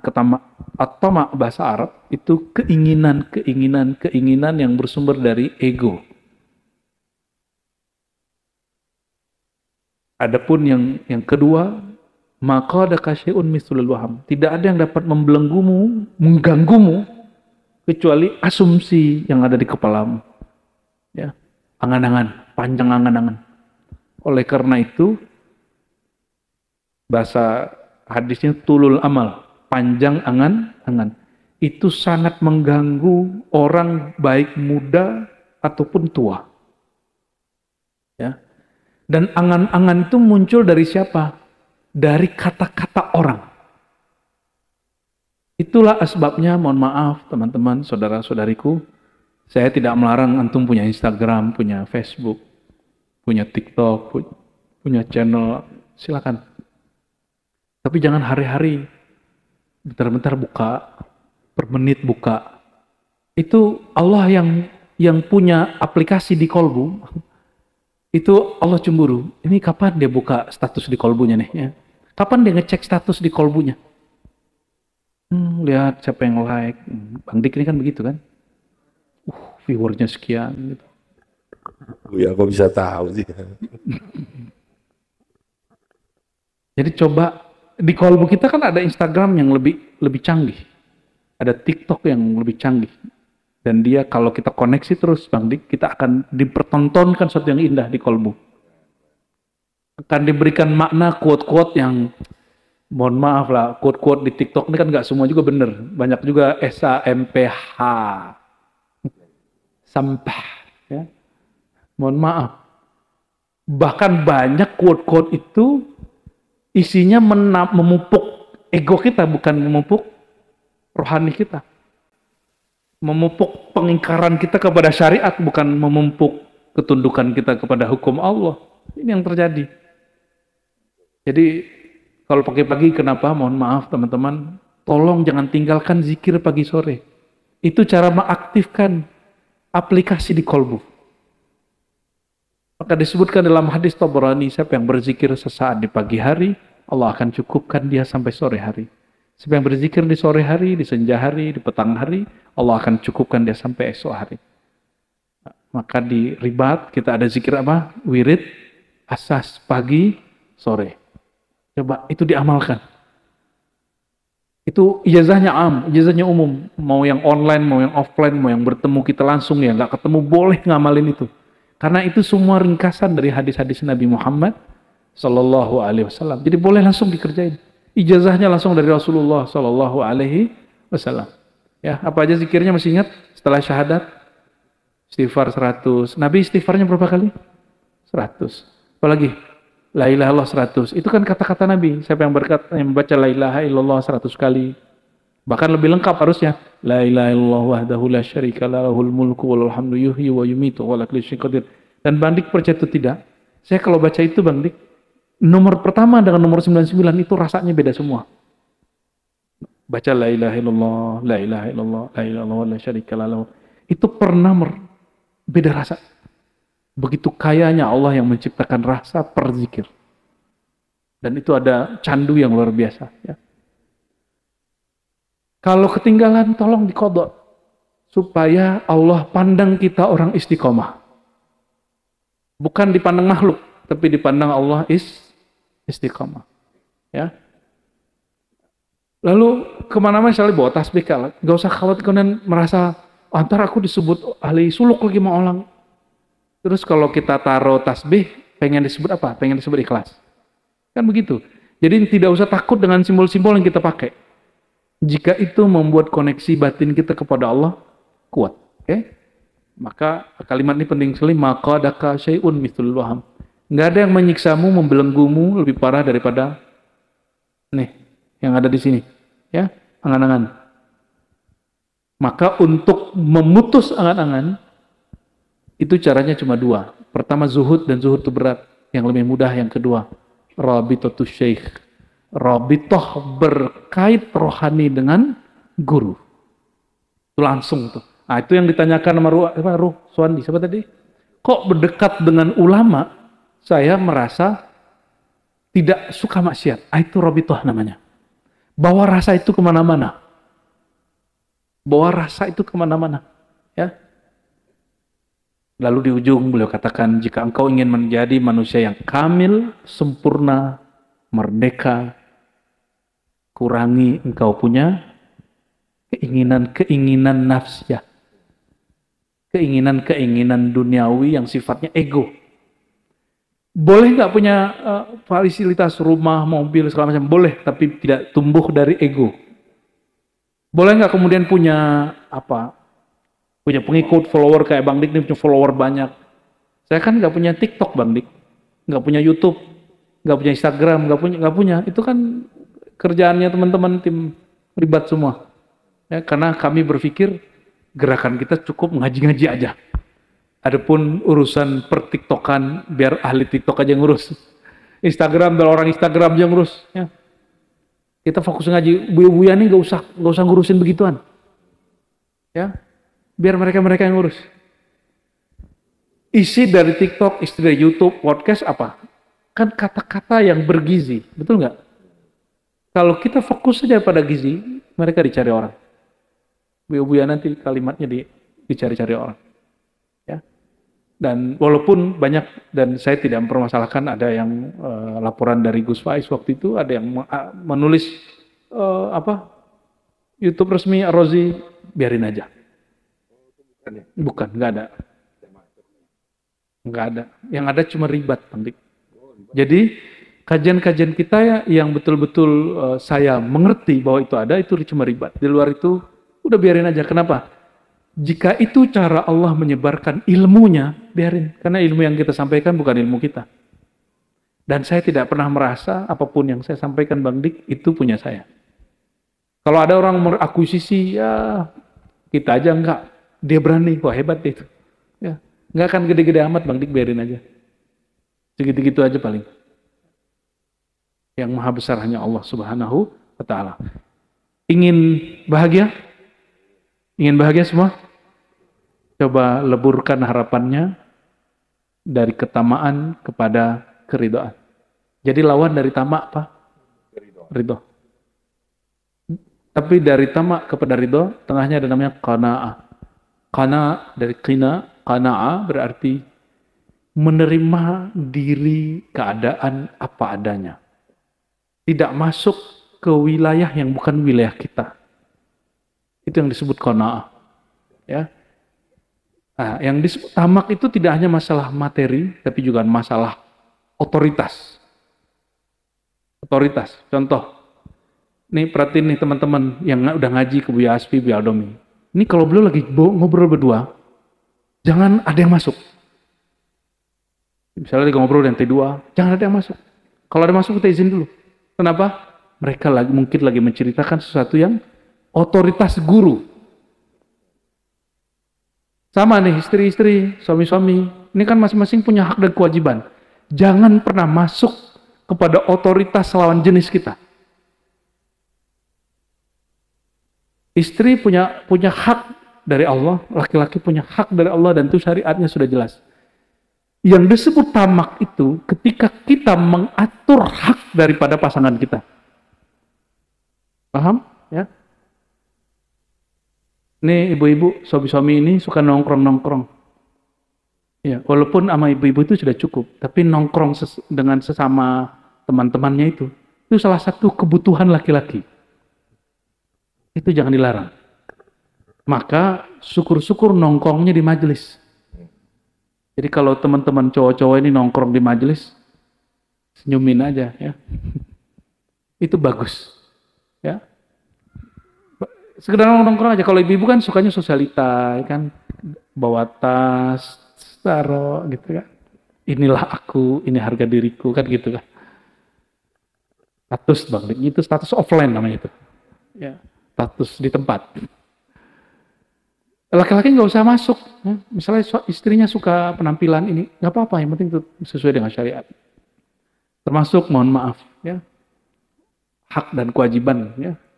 Hak laki-laki apa dalam syariat? Perempuan jangan kemudian masuk. Itu bagian dari ketamakan.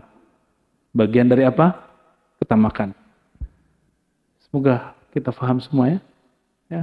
Allahumma sholli ala Sayyidina Muhammad. Assalamualaikum warahmatullahi wabarakatuh. Waalaikumsalam warahmatullahi wabarakatuh. Pak Bang Dik, ini kita ingin sampaikan. Insya Allah di belakang kita kelihatan tanah kosong. Ya, karena sesuai dengan diskusi konsultasi dengan pakar-pakar ya, arsitek ya.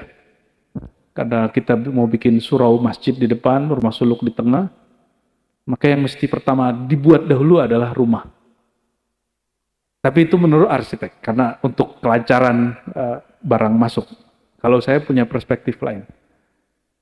Betul rumah duluan, tapi bukan karena pandangan arsitek. tapi karena pandangan rohani. Pesantren, zawiyah, ribat, pusat kajian, intinya bangunan atau gurunya?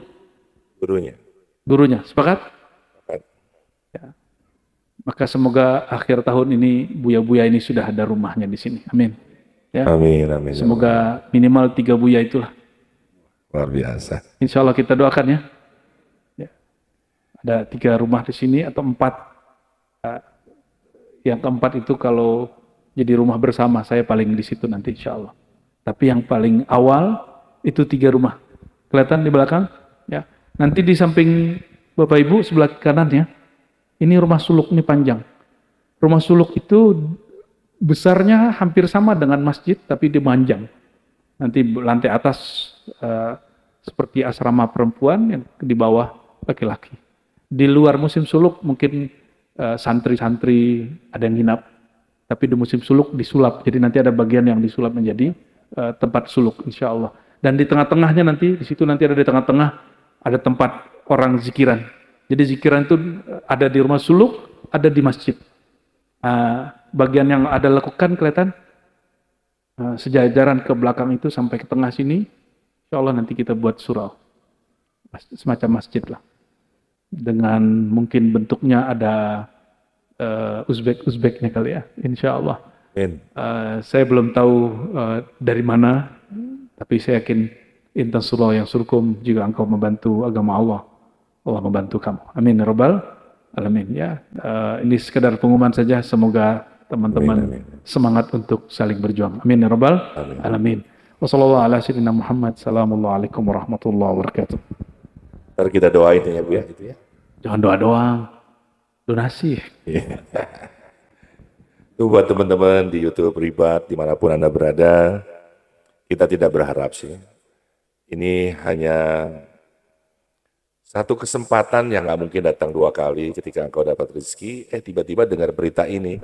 Kalau dikerokkannya mungkin aja ini bisa ikut serta ya. Buya, saya ngaji sama Buya ini bukan ujiannya terus nggak ada. Bahkan dari orang-orang terdekat, pendamping ya. Buya tadi bilang Instagram quotes-nya belum tentu benar. Benar Buya, saya dikasih itu kiriman tulisannya begini. Istri itu tidur membutuhkan waktu yang jauh lebih lama gitu. Jadi saya harus mengiyakan tidur-tidurnya dia. Sebenarnya saya pingin jangan tidur setelah subuh, menjelang maghrib, setelah asar. Itu aja sih Bu ya. Karena ada banyak kerahasiaan-kerahasiaan. Tapi ujiannya memang begitu Bu ya. Jadi baiknya gimana Bu ya? Saya juga nggak ingin berdebat. Apa itu kita kirimin lagi? Instagram kirimin ke Instagram lagi. Jadi kapan ngomongnya kita di meja makan? Sekarang tuh ada tren Bu ya. Kalau lagi mau jawab tinggal kirimin aja status orang atau konten orang. Ya itu kurang kerjaan tuh ya. Yang benar itu bikin dalil sendiri dong. Gimana nih ceritanya? Ya. Kuatkan ilmu sendiri, kita jangan bersandar dengan dalil orang, itu namanya taklid. Ya. Kalau itu terjadi, Bang Dik, di Quran itu, mohon maaf dikatakan, alladzina amanu inna min azwajikum wa auladikum aduwwan lakum fahdharuhum. Wa in ta'fu wa tasfahu wa taghfiru fa innallaha ghafurur rahim. Jadi rumah tangga itu memang ada potensi bermusuhan. Fahdharuhum, hati-hatilah. Itu pertama. Yang berikut apa? Fa'fu, berbesar jiwalah. Jangan baperan, jangan tersinggungan. Walaupun sudah lama menikah, tetap aja ada perbedaannya. Coba, ini buya-buya nih, katanya buya nih. Itu masih ada selek nggak Buya? Masih. Padahal dokter gitu. Ini ahli hadis ini. Sama aja. Sama aja. Emang aneh enggak? Ya sama aja. Mungkin lebih parah. Ya. Makanya kisah Sayyidina Umar yang dinukil oleh Imam Nawawi dalam Riyadhus Shalihin itu bikin kita mentertawakan diri kita sendiri. Masih ingat ya? Jadi ada orang datang ke Sayyidina Umar ingin mengadukan bininya. Ya salam, laki ngaduin bini itu sunat 2 kali aja ya. Yang ada tuh cewek ngaduin lakinya. Ini kok laki-laki ngaduin bini, tukang adu. Cowok karakternya cewek. Ini kalau ada nih kalian ngaduin bini, kita sunat aja 2 kali. Ya, Jangan Bu ya, ganti model aja. nggak ada tuh cowok melehoy begitu tuh nggak ada. Itu cowok melehoy namanya. Apa kata Sayyidina Umar? Bukan, Sayyidina Umar masih dalam rumah. Dia ada lagi dalam rumah. Rumah dulu kan transparan ya suaranya. Ternyata Sayyidina Umar sedang dikata-katain sama bininya.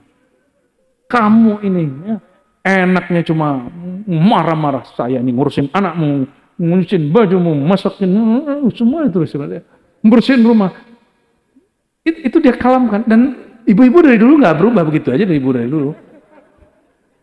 Dan coba perhatiin, Bang Dik, kita kalau lagi bersihin, Bang Dik cuci piring aja, itu pengen dilihat loh, pengen diperhatiin loh.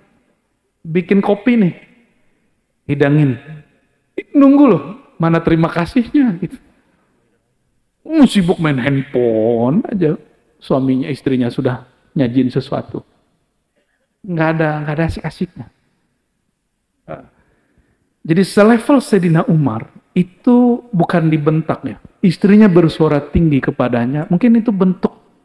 Karena beberapa psikolog yang saya dengar mengatakan perempuan itu ada kebutuhan berkata-kata lebih dari laki-laki. Betul itu ya Bu? Beneran? Itu pembenaran atau benar? Sorry. Itu pembenaran atau benar? Fakta. Betul? Yang di bawah betul? Jadi kalau ada perempuan diam-diam baik, itu gimana tuh? Sakit. Aku nggak percaya Robi Adawiyah nggak gitu amat. Sudah oke? Nyambung? Sudah terjawab? Jadi berjiwa besar, Bang Dik. Ya. Allahu a'lam bishawab. Saya pun juga sedang belajar, Bang Dik. Baik Bu ya, saya mau ikut guru aja. Sebaik-baiknya guru, seburuk-buruknya guru, sebaik-baiknya muridnya.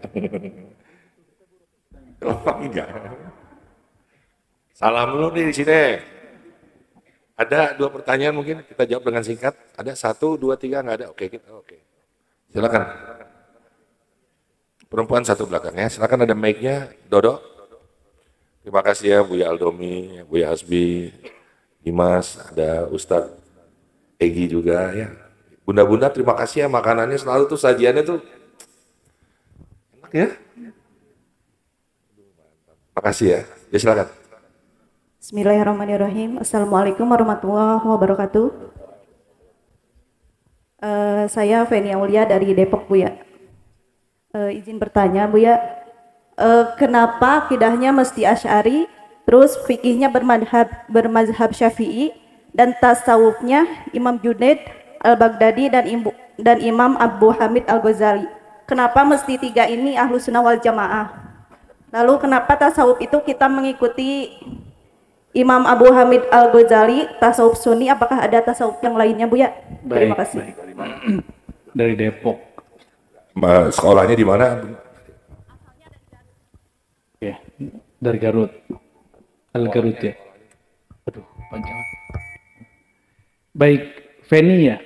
Teteh Feni. Rumusan itu untuk orang awam. Bukan untuk ulama. Kalau ulama, dia punya khazanah lebih luas dari itu.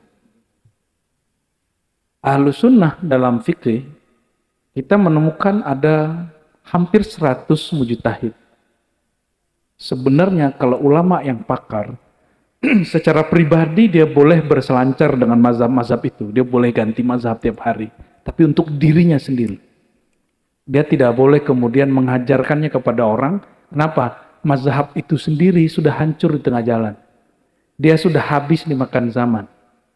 Dia itu pertanda si mazhab tidak relevan di zaman-zaman berikutnya. Tapi jika ingin bertabaruk dengan fatwa atau amalan ulama-ulama terdahulu, orang-orang ilmuwan itu punya hak. Tapi hanya pada pribadinya. Ya, hanya pada apa? Pribadinya. Termasuk tasawuf. Kenapa disebut tasawuf Ghazali? Ini sebelum akidah Asy'ari ya. Tasawuf Imam Ghazali itu sudah perpaduan dan sudah sampai kepada tataran tasawuf yang ilmiah. Sebelum Imam Ghazali sudah ada tasawuf tapi belum disusun dalam kerangka ilmiah. Jadi setelah Imam Ghazali Tasawuf yang tadi dianggap itu cuma pengalaman batin, ilham-ilham, makom-makom, ternyata oleh Ghazali itu menjadi sesuatu yang ada empiriknya, ada rasionya, ada eksperimennya, experience-nya, dan ada juga intuisinya. Yang disebut epistemologi. Sehingga dia ilmiah sekali. Maka saya ngobrol dulu dengan salah satu dosen saya yang pakar mantik logika almarhum, namanya Dr. Faris Pari. Saya tanya kepadanya, dalam dunia Islam yang sudah paten strukturnya dan sudah sampai kepada derajat abstraksi yang bagus, teoritis yang matang, itu apa aja? Dan jawaban dia, salah satunya ilmu hadis, ilmu tasawuf. Dan ilmu tasawuf di situ adalah yang dirumuskan Imam Ghazali. Itu. Apakah di luar Ghazali? Ada. Dengan manhaj Imam Ghazali itu orang akan wise-nya lebih tinggi. Ketika ada yang beda thorikoh dengan kita, contohnya kita ini misalnya tidak suka misal dengan Syekh Siti Jenar atau Al-Hallaj yang mengatakan aku Allah, aku Allah. Itu ada pendapat pandangan yang moderat dari Imam Ghazali yang tidak sampai kemudian masuk ke wilayah yang bukan wilayah kita. Kejadian Al-Hallaj atau Syekh Siti Jenar itu kejadian empirik, rasio, eksperimen, experience atau intuisi. Kejadian panca indera semata atau muncul dari pemahaman akal atau percobaan, pengalaman atau dari gejolak rohani. Maka memahami Syekh Siti Jenar jangan pakai rasio. Pakai gejolak rohani yang kita punya. Itu yang disebut epistemologi Islam. Ghazali lah yang kemudian merumuskan itu. Paham ya di situ ya? Jadi di luar Ghazali ada sebelum Imam Ghazali itu ada tasawuf Imam Kharqani, ada tasawuf Imam Abu Ali Al-Farmadi. Itu beda. Imam Abu Al-Farmadi lebih senang dengan sistem membuat polarisasi tasawuf nih, makomnya ini, makomnya ini, makomnya ini. Kalau Abu Ali Al-Farmadi Pak, kelamaan, udah sini, kamu masuk ke makom itu langsung gitu. Jadi ada nih guru renang, dia presentasi depan kelas menjelaskan ini cara renang. 2 jam siswanya bisa renang nggak? Itu metode Imam Kusyairi dan Kharqani. Ya, tapi Kharqani kemudian berubah, itu yang diturunkannya kepada Imam Abu Ali Al-Farmadi. Kalau ngajarin orang renang bawa langsung ke kolam, ajarkan tekniknya di dalam kolam, langsung bisa 5 menit langsung bisa orang renang. Itu perbedaan tasawuf yang dirumuskan Ghazali dengan tasawuf sebelum dirumuskan Ghazali. Di zaman Ghazali sudah kemudian menjadi utuh ya. Itu. Kenapa mazhab akidah Asy'ari? Selain Asy'ari ada. Tapi Asy'ari aja belum paham toh. Emang akidah Asy'ari itu apa? Apa yang disebut akidah Asy'ari? Akidah buatan Imam Asy'ari? Bukan. Akidah Asy'ari adalah akidah yang diriwayatkan Asy'ari dari gurunya As-Saji, dari gurunya Ahmad bin Hanbal, dari Syafi'i, dari Malik, dari Nafi', dari Ibnu Umar, dari Rasulullah SAW. Adakah selain Asy'ari yang meriwayatkan itu? Ada Thahawi, ada Maturidi, ada yang lain. Tapi yang Allah masyhurkan cuma 2, Asy'ariyah dan Maturidiyah. Ada kelompok di luar itu yang tapi tidak Ahlus Sunnah. Seperti Utsman bin Sa'id Darimi, dia dalam hadis oke, tapi dalam akidah mujassim. Dia menjisimkan Allah. Ya, membendakan Allah, ya. Dan akidah Asy'ari pun kemudian mengalami proses pembaharuan. Dia memperbaharui lagi-lagi Al-Ghazali. Dan tambah sempurna di Ibnu Labban, ya, Al-Jili. Lalu dari sisi mutakalim As-Sanusi, ya, Bajuri dan lainnya. Kenapa mazhab Syafi'i? Kenapa mazhab kita Syafi'i? Apa jawabannya Bang Dik? Babe gue Syafi'i, gue Syafi'i. Cocok sama iklim. Serius? Ya kalau sholat subuh di Alaskar kan susah tuh Bu ya. Waktunya gak pernah ada terik matahari. Emang di mazhab lain gak ada itu? Ada, saya tapi belum pelajarin. Nah, itu tuh jawabannya itu. Jadi gimana?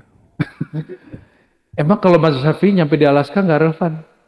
Nih Buya, pengalaman Buya. Saya dengar lonceng mulu selama tinggal di Italia. Kapan ajannya? Jam 9 malam belum ajan-ajan. Jadi kayaknya kalau waktu di Indonesia tuh pas banget, kita harus pilih benar-benar waktu yang bukan salah. Bukan. Imam Syafi'i itu lahir nggak di Indonesia, Bang Dik. Sehingga mazhab ini bukan diuntukkan untuk orang Indonesia dan sekitarnya. Itu mazhab Syafi'i yang dibawa oleh ulama, mereka ngaji di Timur Tengah lalu disesuaikan di sini, itu namanya Syafi'iyah, bukan Syafi'i. Mau mazhab apa aja boleh di Indonesia. Ini jujur, nih saya biasanya sampai ke buya-buya aja. Di mazhab Syafi'i sendiri pun ada berbagai macam keragaman.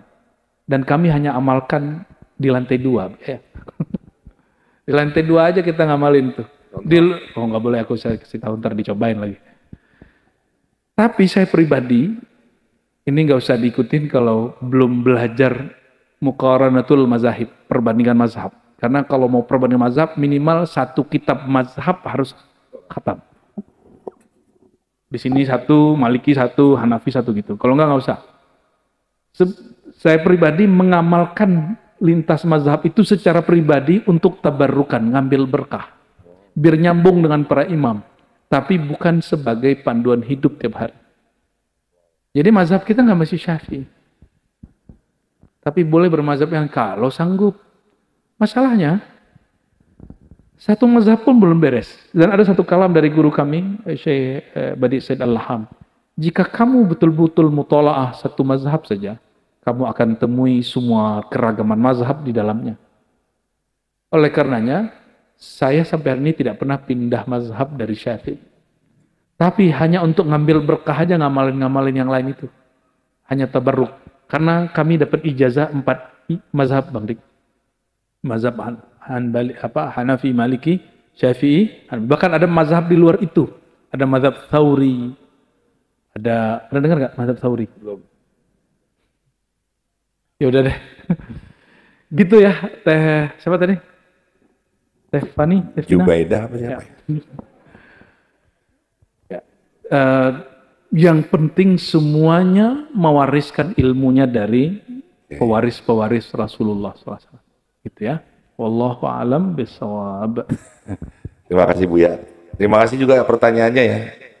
Kelihatan kamu tuh cerdas gitu, berpendidikan.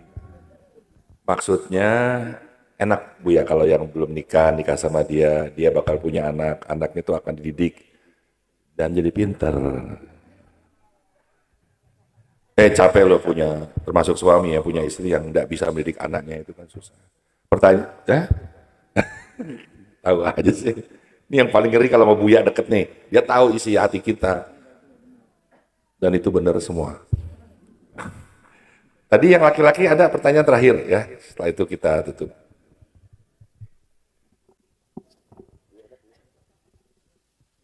Assalamualaikum, selamat malam, Abuya, sahabat-sahabat sekalian. Abuya, saya Tamil Selvan, saya seorang Hindu.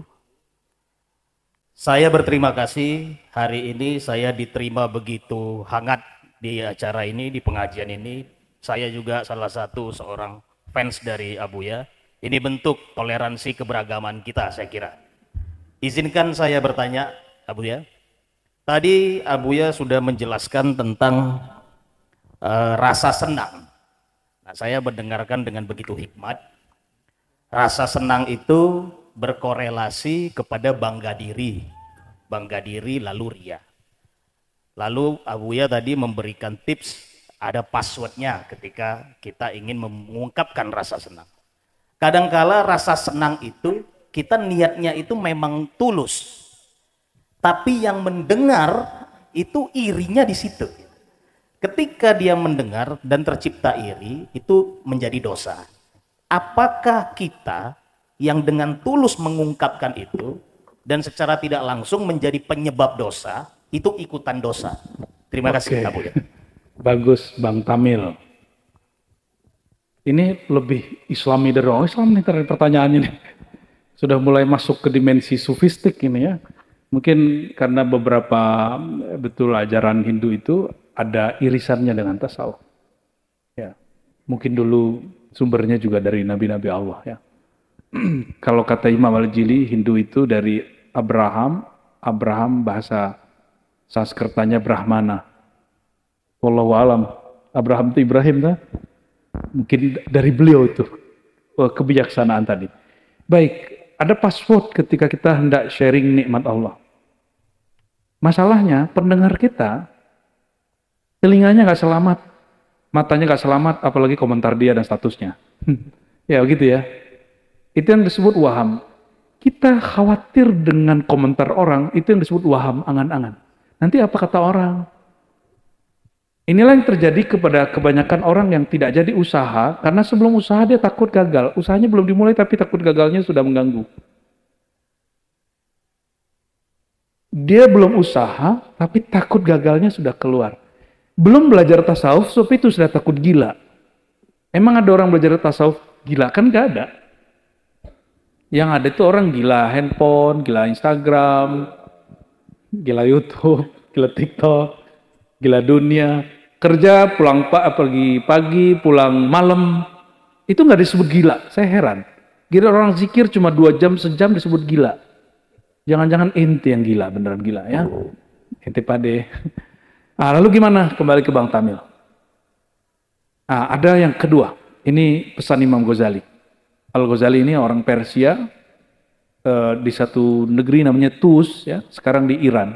Iran sebelahan dengan Afgan. Afgan dekat dengan pusatnya Hindu ya.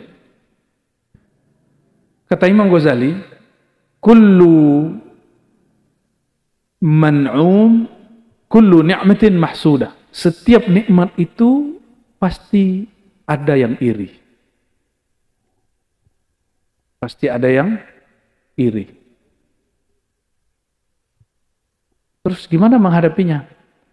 Di dalam Al-Quran kami ada 2 surat terakhir, itu Al-Falaq.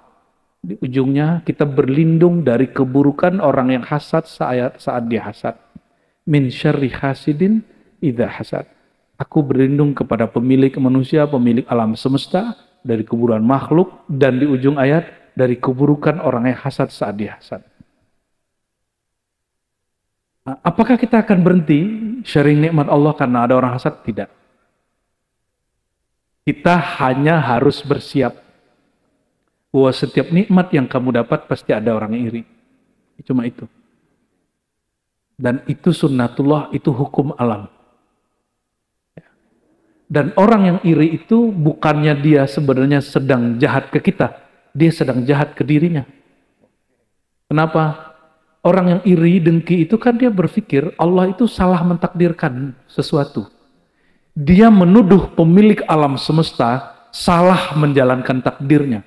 Jadi jangankan kepada kita, kepada Tuhan pun dia sudah keliru, berprasangka. Jadi kalau ada orang iri ke kita, nggak usah kemudian kita iri balik atau kemudian berhenti. Lanjutkan sharing nikmatnya. Jadi Bang Dik terus berkarya dan share di Instagramnya. Tadi nyuruh ngurangin, ya. Tapi khusus Bang Dik dia punya kelebihan di situ. Ya. Apapun yang teman-teman punya, sharing aja. Ceritakan, tapi dengan password tadi. Ini rahmat Allah, ini dari pemilik alam semesta, ini bukan punyaku. Semoga Allah Ta'ala menguatkan kita, jangan terganggu dengan kata-kata orang. Ya, tidak ada yang mengganggumu, membelenggumu, melebihi angan-angan. Itu dia angan-angannya, kata-kata orang dan sebagainya. Sudah tengah malam, Bang. Terima kasih Bu ya. Besok pagi masih ada majelis pada subuh kajian akidah dan jam 8 kajian Khosais Muhammadiyah. Semoga sebagian ada yang masih bisa ngikutin ya. Amin, amin. Ya. Assalamualaikum warahmatullahi wabarakatuh. Waalaikumsalam warahmatullahi wabarakatuh. Makasih Mas Tamil. Buya makasih banyak ya. Luar biasa hari ini daging semuanya penuh, sesak. Keilmuan malah meledak.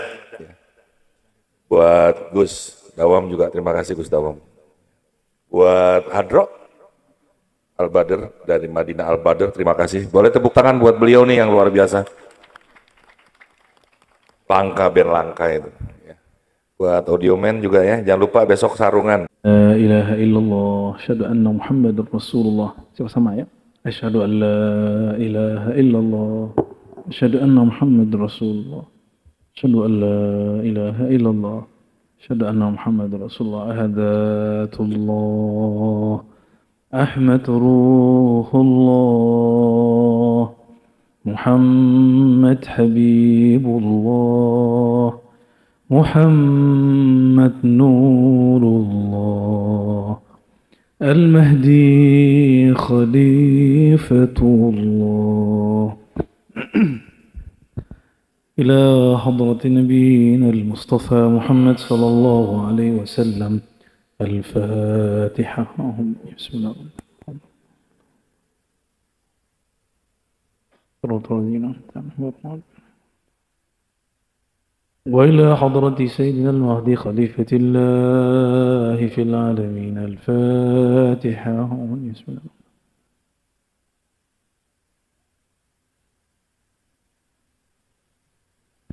وإلى روح سيدنا الخضر بن مكان أبي العباس الفاتحة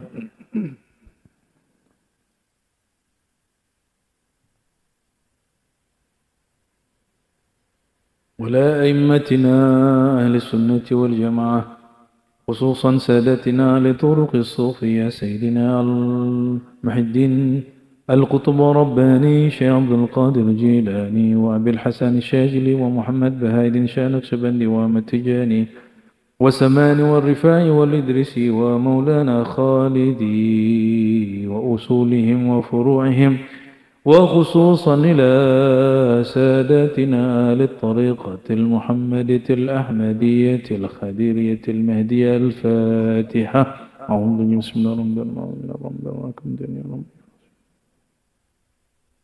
غير المغضوب عليهم ولا الضالين آمين اللهم صل على سيدنا محمد وعلى آل سيدنا محمد اللهم صل على سيدنا محمد وعلى آل سيدنا محمد اللهم أعنا على ذكرك وشكرك وحسن عبادتك إلهي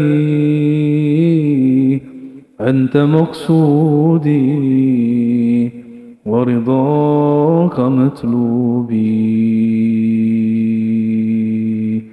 إن الله وملائكته يصلون على النبي يا أيها الذين آمنوا صلوا عليه وسلموا تسليما لبيك اللهم صل وسلم وبارك عليه sama-sama الصلاة والسلام عليك يا سيدي يا رسول الله الصلاة والسلام عليك يا سيدي يا حبيب الله يا رسول الله يا رسول الله يا رسول الله terimalah salam dari kami, terimalah cinta dari kami, terimalah rindu dari kami, bahkan terimalah hati kami yang tiada rindu, tiada rasa, tiada getaran, tiada apa-apa di kalbu kami ya Allah, tiada apa-apa di hati kami ya Allah. Mohon sampaikan kepada kekasih Engkau ya Allah. Tapi satu hal ya Allah, kami cinta kepada beliau. Sampaikan cinta dari ruh kami yang terhijab ini kepada ruhani ya Rasulullah. Dari kalbu kami yang berbintik bernoda hitam kepada kalbu beliau yang terang benderang. Dari akal kami yang penuh angan-angan kepada akal beliau yang cerdas luar biasa. Allahumma ya Allah, Aghrikna fi nuri nabiyikal Mustafa Muhammad sallallahu alaihi wasallam. Ya Allah, leburkan diri kami, perasaan kami, jiwa kami, tubuh kami, darah kami, daging kami, tulang kami, semua sekujur tubuh dan jiwa kami dalam nur kekasih Engkau, Nur Muhammad sallallahu alaihi wasallam. Ya Nabi, salam alaika.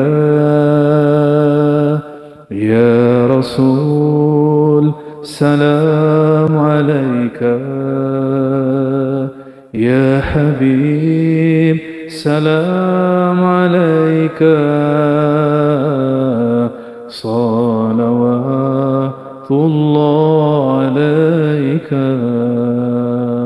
Kita dengan suara yang kuat. Sallallahu ala Muhammad, sallallahu alaihi wasallam, sallallahu ala Muhammad, sallallahu alaihi wasallam. Itikadkan Nabi menjawab, ya Nabi, salam alaika. Ya Rasul, salam alaika. Ya Habib, salam alaika. Salawatullah alaika. Jamaatan, sallallahu ala Muhammad, sallallahu alaihi wasallam. Sertakan hati, sallallahu ala Muhammad, sallallahu alaihi wasallam. Terakhir, ekspresikan rindunya kepada Rasulullah. Sallallahu ala Muhammad, sallallahu alaihi wasallam, sallallahu ala Muhammad, sallallahu alaihi wasallam. Allahumma ya Allah ya Rahman ya Rahim ya Karim ya Azim, na'udzubika minasyaitonir rajim wa na'udzubika min syarri anfusina. Ya Allah, kami berlindung dari syaitan yang dirajam, kami berlindung dari keburukan diri kami, kami berlindung dari keburukan kejahatan jiwa kami, kami berlindung ya Allah dari panjangnya angan-angan kami. Lindungi kami ya Allah, bi'izzatika ya dzal jalali wal ikram. Fa'idna ya Allah, lindungi kami yang hadir malam ini, lindungi siapapun yang mendengarkan kajian ini. Allahumma ya Allah, salli wa sallim wa barik ala Sayyidina Muhammad, balligh salamana wa tahiyyatana ila ruhi Sayyidina Muhammad. Ya Allah, sampaikan salam dari ruh kami kepada ruh Sayyidina Muhammad, sampaikan salam dari kalbu kami kepada kalbu Sayyidina Muhammad, sampaikan salam dari kami, rindu dari perasaan kami yang tak menentu ini kepada perasaan Sayyidina Muhammad sallallahu alaihi wasallam. Allahumma ya Allah, ya muqallibal qulub, selalu kami berdoa dengan doa yang sering dibaca kekasih Engkau ya Allah. Ya muqallibal qulub, ya wahai yang membolak-balik hati manusia, hati kami dalam genggaman-Mu ya Allah. Jika Engkau ubah hati kami ya Allah, jika Engkau arahkan hati kami ya Allah, jangan ubah dia menjadi lebih buruk. Jadikan dia menjadi lebih dekat kepada Engkau, lebih kenal kepada Engkau, menjadi lebih setia kepada Engkau. Allahumma ya Allah yang maha mengetahui busuknya hati kami, penyakit-penyakit dalam jiwa kami, sembuhkan penyakit dalam diri kami, sembuhkan penyakit dalam jiwa kami, bersihkan noda-noda dalam kolbu kami, bersihkan noda-noda dalam kolbu kami, bersihkan noda-noda dalam kolbu kami. Allahumma ya Allah, angan-angan kami sangat liar ya Allah. Mohon bantu kami mengendalikan angan-angan kami ya Allah. Jadikan akal fikiran angan-angan kami mengikuti apa yang dikatakan kolbu kami yang menatap kepada Engkau. Allahumma ya Allah, izinkan kolbu kami berzikir sampai kepada fuadnya. Fuad kami engkau ikan izin lebur dalam sir engkau pada diri kami. Allahumma ya Allah, la ilaha illa anta, subhanaka inna kunna minaz zalimin. Ya Allah, jika kami salah, jika kami dosa, bukanlah salah daripada siapapun. Bahkan syaitan pun tidak salah pada diri kami. Kamilah yang salah mengikuti syaitan. Bukan kami yang kemudian, ya Allah, yang mengakui salah kami, tapi kami sering menyalahkan siapapun. Ampunkan sikap kekanak-kanakan kami, ya Allah. Ampunkan sikap yang tidak patut kami lakukan, ya Allah. Allahumma ya Allah, akrimna wa akrim masyaikhana. Ya Allah, muliakan guru-guru kami. Mudahkan hidup guru-guru kami. Sejahterakan hidup guru-guru kami. Biarkan mereka, ya Allah, fokus mengajar kami. Jangan sampai mereka terganggu oleh urusan-urusan duniawi. Ya Allah, kuatkan diri mereka, ya Allah. Kuatkan diri kami, jadikan diri kami istiqamah berjuang dengan guru-guru kami. Allahumma ya Allah, ya Allah, ya Allah, ya Nur, ya Nur, ya Nur. Wahai pemilik cahaya, wahai sumber cahaya, kalbu kami kekurangan cahaya, ya Allah. Kalbu kami masih gelap, ya Allah. Izinkan cahaya engkau masuk ke dalam kalbu kami. Dan sekali engkau terangi kalbu ini, jangan pernah engkau padamkan cahayanya, ya Allah. Jangan pernah padamkan cahayanya, ya Allah. Jangan pernah engkau padamkan cahayanya, Allah. Allahumma nawwir qulubana. Nawwir qulubana, nawwir qulubana, wa nawwir quluba jami'a man yastami' hadhihi al-muhadarah.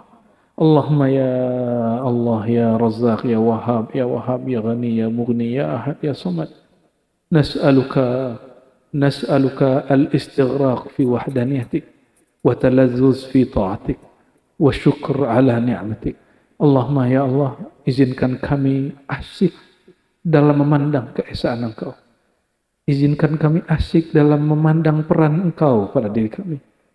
Izinkan kami, ya Allah, dapat meleburkan kemauan kami dalam kemauan Engkau. Sehingga tiada lagi kemauan aku yang hina ini. Yang ada hanya kemauan akunya Engkau, ya Allah, yang maha perkasa. Allahumma ya Allah, ya Rahman, ya Rahim, ya Karim. Rahmat Engkau meliputi alam semesta. Lebih luas dari dosa-dosa kami. Jika seandainya dosa kami setinggi langit, rahmat Engkau setinggi aras, bahkan lebih, ya Allah. Oleh karenanya, ya Allah, jika kami terjebak maksiat, jika kami terjebak berdurhaka dan khianat kepada Engkau, mohon tarik kami dengan rahmat-Mu, ya Allah. Dengan kelembutan kasih sayang-Mu, ya Allah. Jangan tegur kami dengan keperkasaan Engkau, ya Allah. Dengan siksaan-Mu, ya Allah. Allahumma ajirna minan nar. Allahumma ajirna minan nar.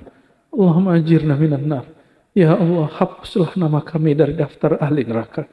Ya Allah, kami mendengar kabar dari baginda Rasul kekasih-Mu bahwa semua kami ada namanya di neraka. Semua kami ada namanya di surga. Malam ini, ya Allah, malam ini adalah malam Engkau jua. Malam yang mana Engkau bersumpah wal-laili idza saja. Ya Allah, pemilik malam ini, mohon hapus nama kami dari daftar orang yang disiksa di neraka. Dan ya Allah, kami memohon dengan Rahman Rahim-Mu, ya Allah, jangan hapus nama kami dari daftar ahli surga yang akan masuk ke surga-Mu. Irhamna ya Allah. Irhamna ya Allah. Rabbana atina fid dunya hasanah wa fil akhirati hasanah wa qina adzabannar. Ya Allah, berkahi semua yang hadir. Berkahi siapapun yang berkhidmat di tempat ini. Berkahi siapapun yang berbuat baik di tempat ini. Yang berwakaf, berinfak di tempat ini, bahkan di tempat manapun. Ya Allah, ya man wasi'at rahmatuhu alal awalim kullih. Nas'aluka ya Allah, ya Allah, ya Allah, ya Allah, an tarhamana wa tarhama walidina wa tarhamal walidin wa tarham al-hadirin wal hadirat birahmatika ya arhamar rahimin walhamdulillahi rabbil alamin. Istajib da'awatina bisirril Fatihah. Ya kanamdiyan sin surutahum bimujinahum ta'lim wa rahmatullahi alaihim waladhdallin amin amin amin rabbal alamin. Istajib da'awatina bisirril Fatihah وبسر من أنزلت عليه الفاتحة وهو سيدنا الفاتح. سبحان ربك رب العزة عما يصفون وسلام على المرسلين والحمد لله رب العالمين. صلوا على النبي.